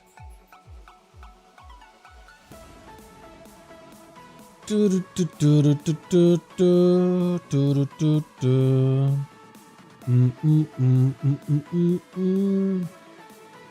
go blackout kick stuff.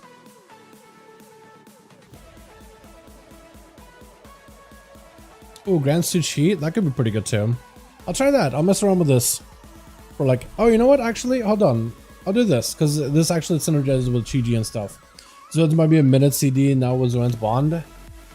Yeah, I don't know if it actually is going to be that short though. We'll see. I might need to invest into talent. You know what? Let's do this. Let's take that off and put it here. We'll try playing around with these damage buffs and whatnot. And maybe I could have done this one, transfer of power. Maybe that could be swapped over to the other one. Oh yeah, starting up with a bit of extra chi in the beginning is kind of nice. Also, I need to use this immediately. I messed that up instantly.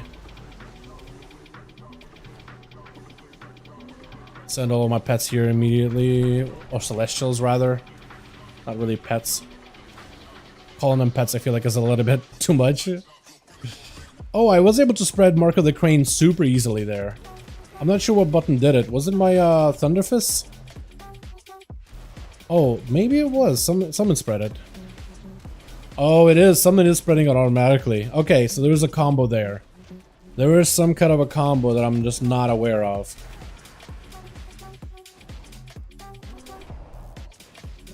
So now I have like a better filler. It probably has to do with the Strike of the Windlord, I imagine.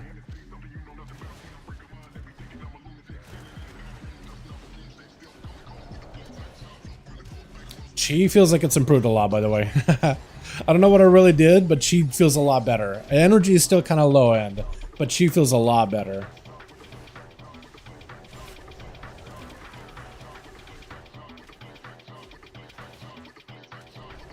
As long as I'm like kind of careful with it and not just spamming it. If that makes any sense. So maybe it's all about finding like the right talents that synergize together. Who knows? I got my Zoen stuff coming up in a bit here. Full burst is available. Immediately use my abilities. One of my images attacking one guy. Come back. Come back. I need ya.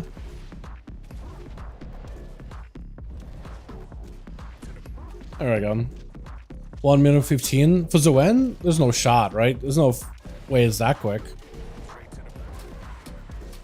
From what I heard, it's still not that great. Like the cooldown reduction. They made it better, but it's not that great. Here I need to go a little bit more chi management there. Kind of lock myself from using a Fist of Fury on cooldown, which isn't great.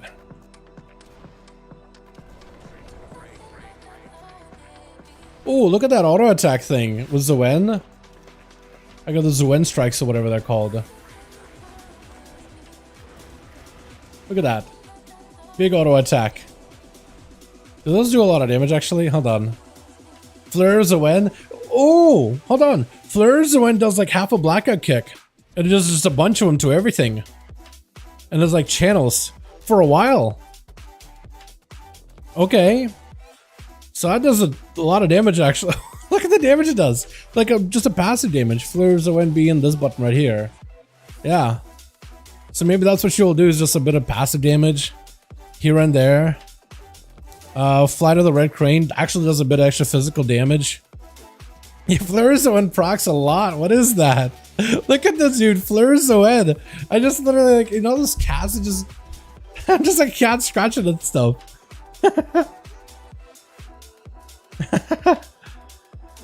Okay. Blackout could get a hit for a lot, right? Where's that? Strength of the Ox. Oh, that is a lot of damage. Resonant Fist did a bit of damage to him. Blackout kick. Where's that at? Blackout kick. Blackout kick. Yeah, Zoen. Oh, Strength of the Ox amps him by quite a bit. Okay, interesting. All right. Any other specs you guys want to look at? Actually, let's do a different class. Do a different class spec, boys. Which one do you guys want to see? Where's my roll at? I need to find roll. Wait, I never did the roll thing. Hold on. Hold on. As a roll, little rush. Interesting. Actually, I haven't got to try it at all. Also, isn't there another one with like roll that can like hide and sex that just swiftly judge somebody after you roll? Hold on. Oh, hold on. That was pretty cool. Look at that. And I could rush over. There's some mobility you can do with this class. Holy. Okay. I don't hate it completely.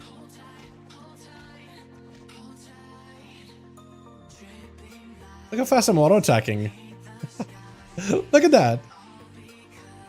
I never actually looked at it. Is this so quick? The mobility is kind of neat, not gonna lie. La-di-da. Alright, what class do we do next, boys? Or should we just do the other one, the Shadow Pan? I gotta mess with that one some more. This was neat. I gotta really try dungeon, but like there's no one queuing right now. Once we get a brand new build, man, that's when we'll have a lot more queues. Alright. Mistweaver? Do we look at Mistweaver? Okay, I guess we could look at Mistweaver.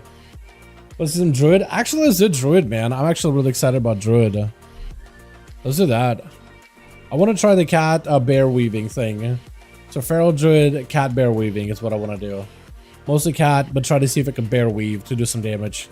Because that could be fun. Plus they changed feral quite a bit too. Basic name. We need to do some action bars and stuff. Action bars. Okay. I'll fly over to dummies.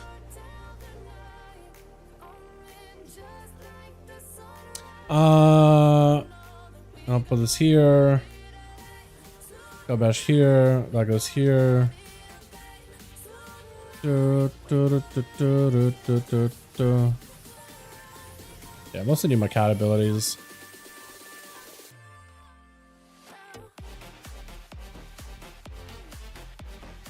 And then talents. Yeah, they changed the talents quite a bit too. Oh, I gotta talk to the guy first. To go with my hero specs and all that done. Where spec allows two-handed sword and shield DPS. It looked like it was a potentially a because we don't really know, like unless Blizzard tells us exactly what the hell that was. It seems that that was like an early concept of a hero spec that they never like really like committed on. But it was like it seems to be an early aspect that they kind of wanted to try. But I don't think they've ever really like made it into a real deal.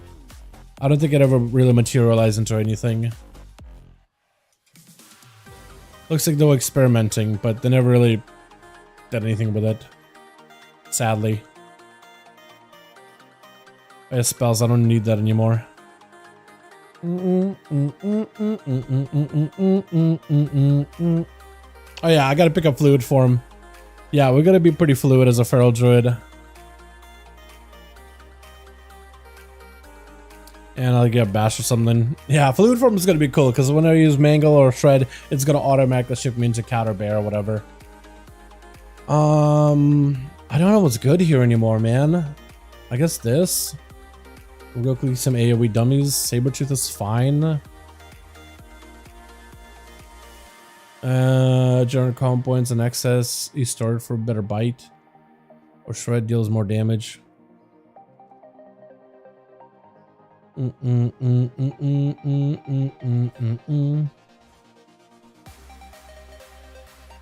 changed stuff a little bit. Energy recovery.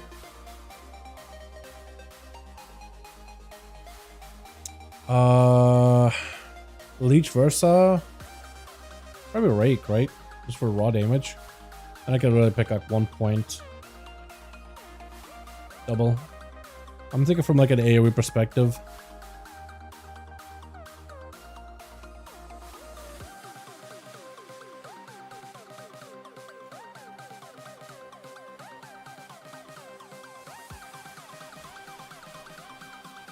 I can pick like 1 point somewhere. I guess this. I'm not really sure what I want. I might want to change up these talents a little bit based on like how the bear weaving thing works in general. So that's gonna go here. I do want to try the bear weaving stuff though. Or cat weaving rather. So I want to do this. Where's my cat ability? Shred. Once I land.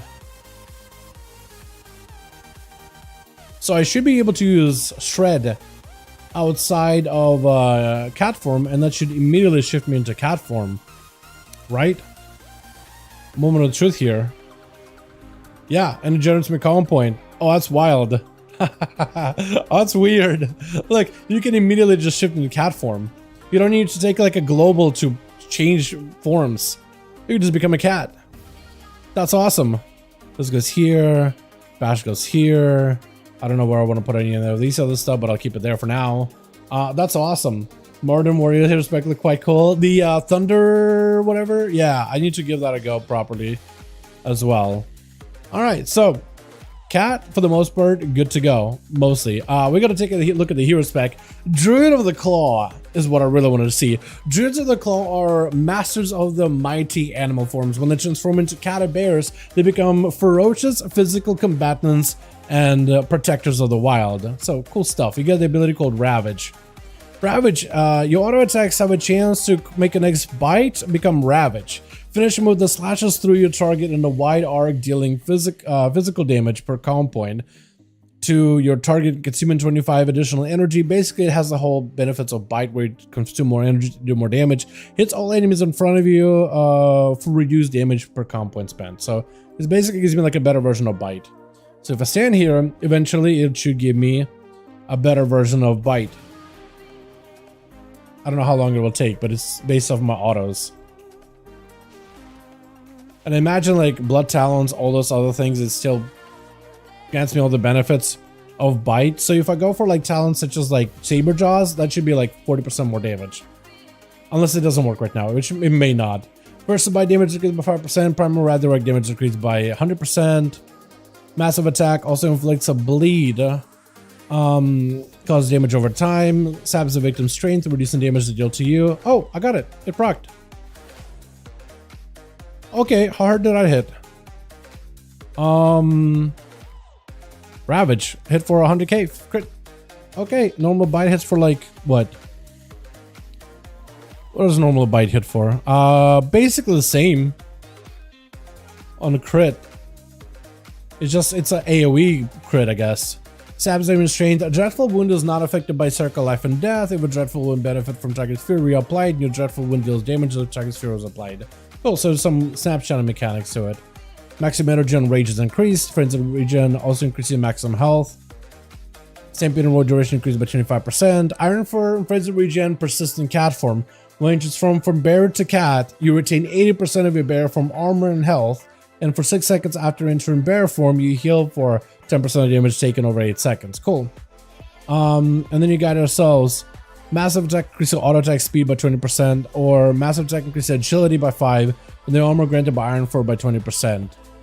Your first attack is fury after entering combat, makes the next versus bite become a massive attack. Okay, so like you can proc that to be a guarantee in the opener. I kind of like that. Shred, brutal slash, mangle, critical strike chance increased by 8. That seems pretty good. Crit strike chance, that's solid.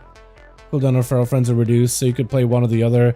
Every finisher move, shred, thrash, or brutal slash you cast extends the duration of dreadful wounds, so as the bleed that your main ability pulls up.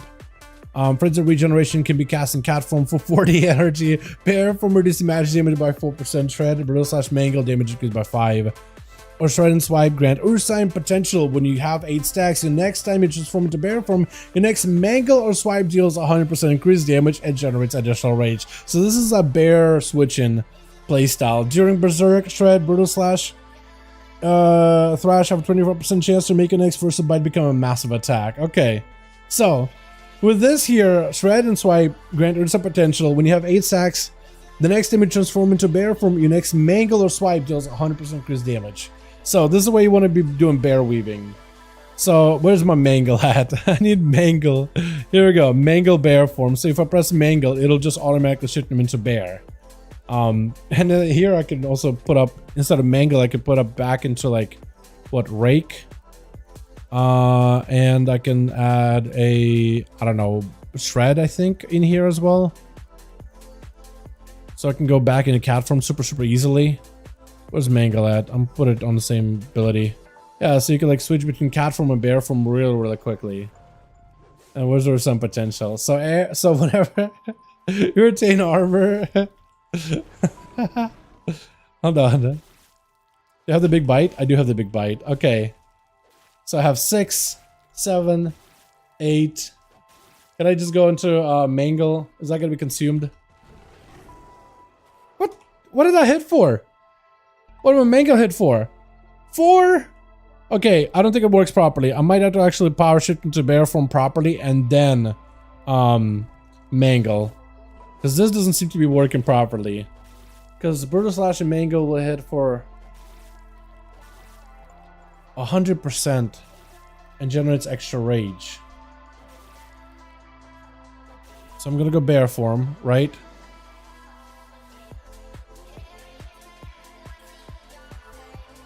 Did it work? I think it bugged. Yeah, I think it bugged. I don't think it worked properly. I was really excited about the possibility of like playing around with what's it called? Bear weaving. But I don't think it works properly yet. It just seems to use it, but it doesn't like do anything with it. Yeah, it hits for like 4K. I don't know. Even just shifting the bear form, you lose the buff. Hold on. Okay, so I don't lose it here. Yeah, it seems to be kind of bugging pretty hard.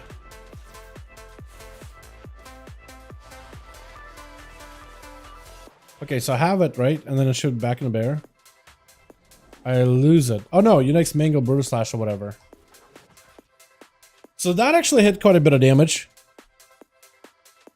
That Brutal Slash hit for 95k. Normally Brutal Slash is for 30k. So that one actually does work. Brutal Slash works.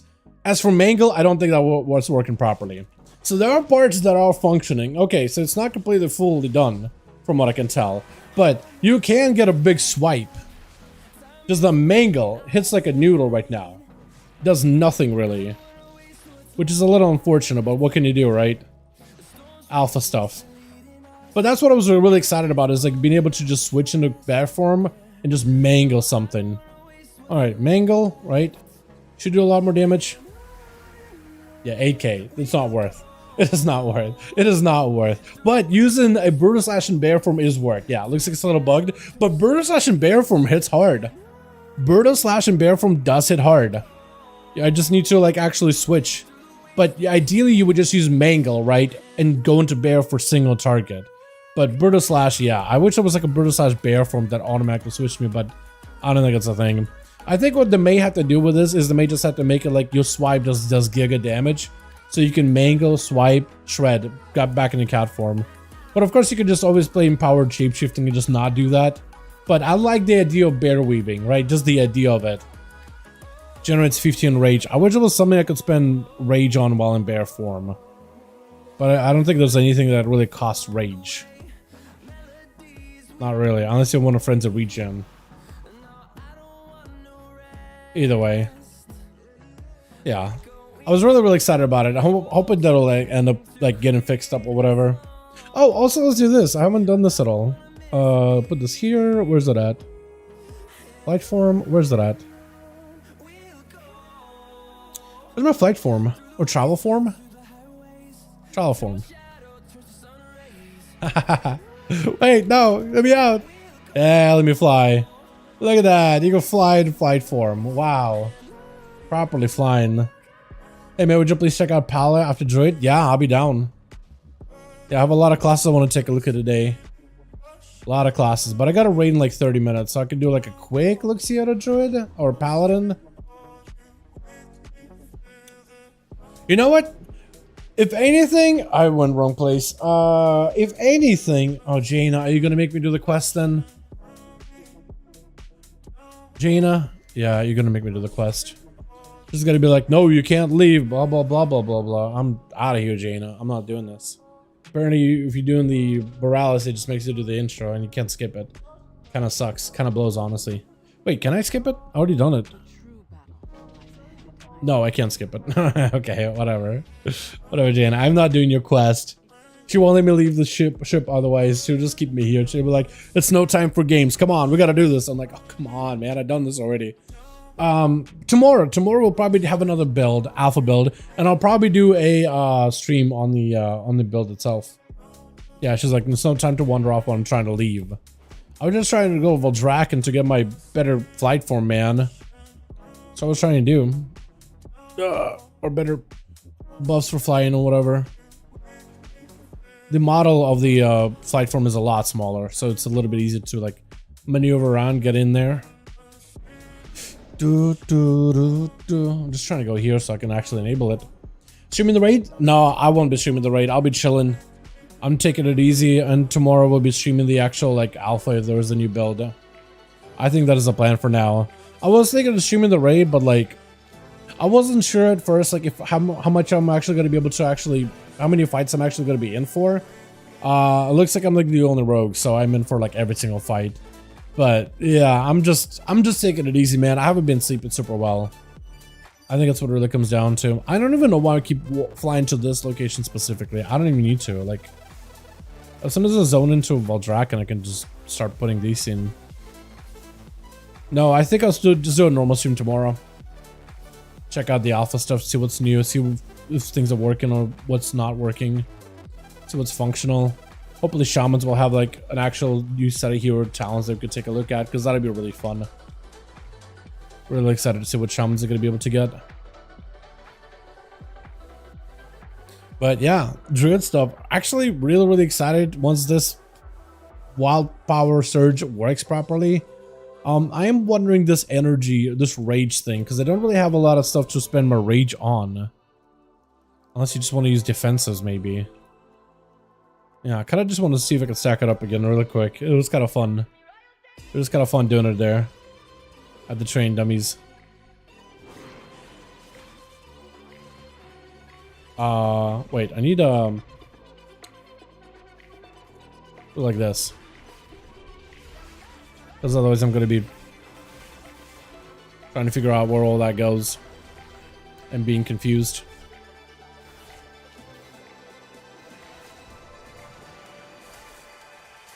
You can do the better bites too. I need energy though, really badly.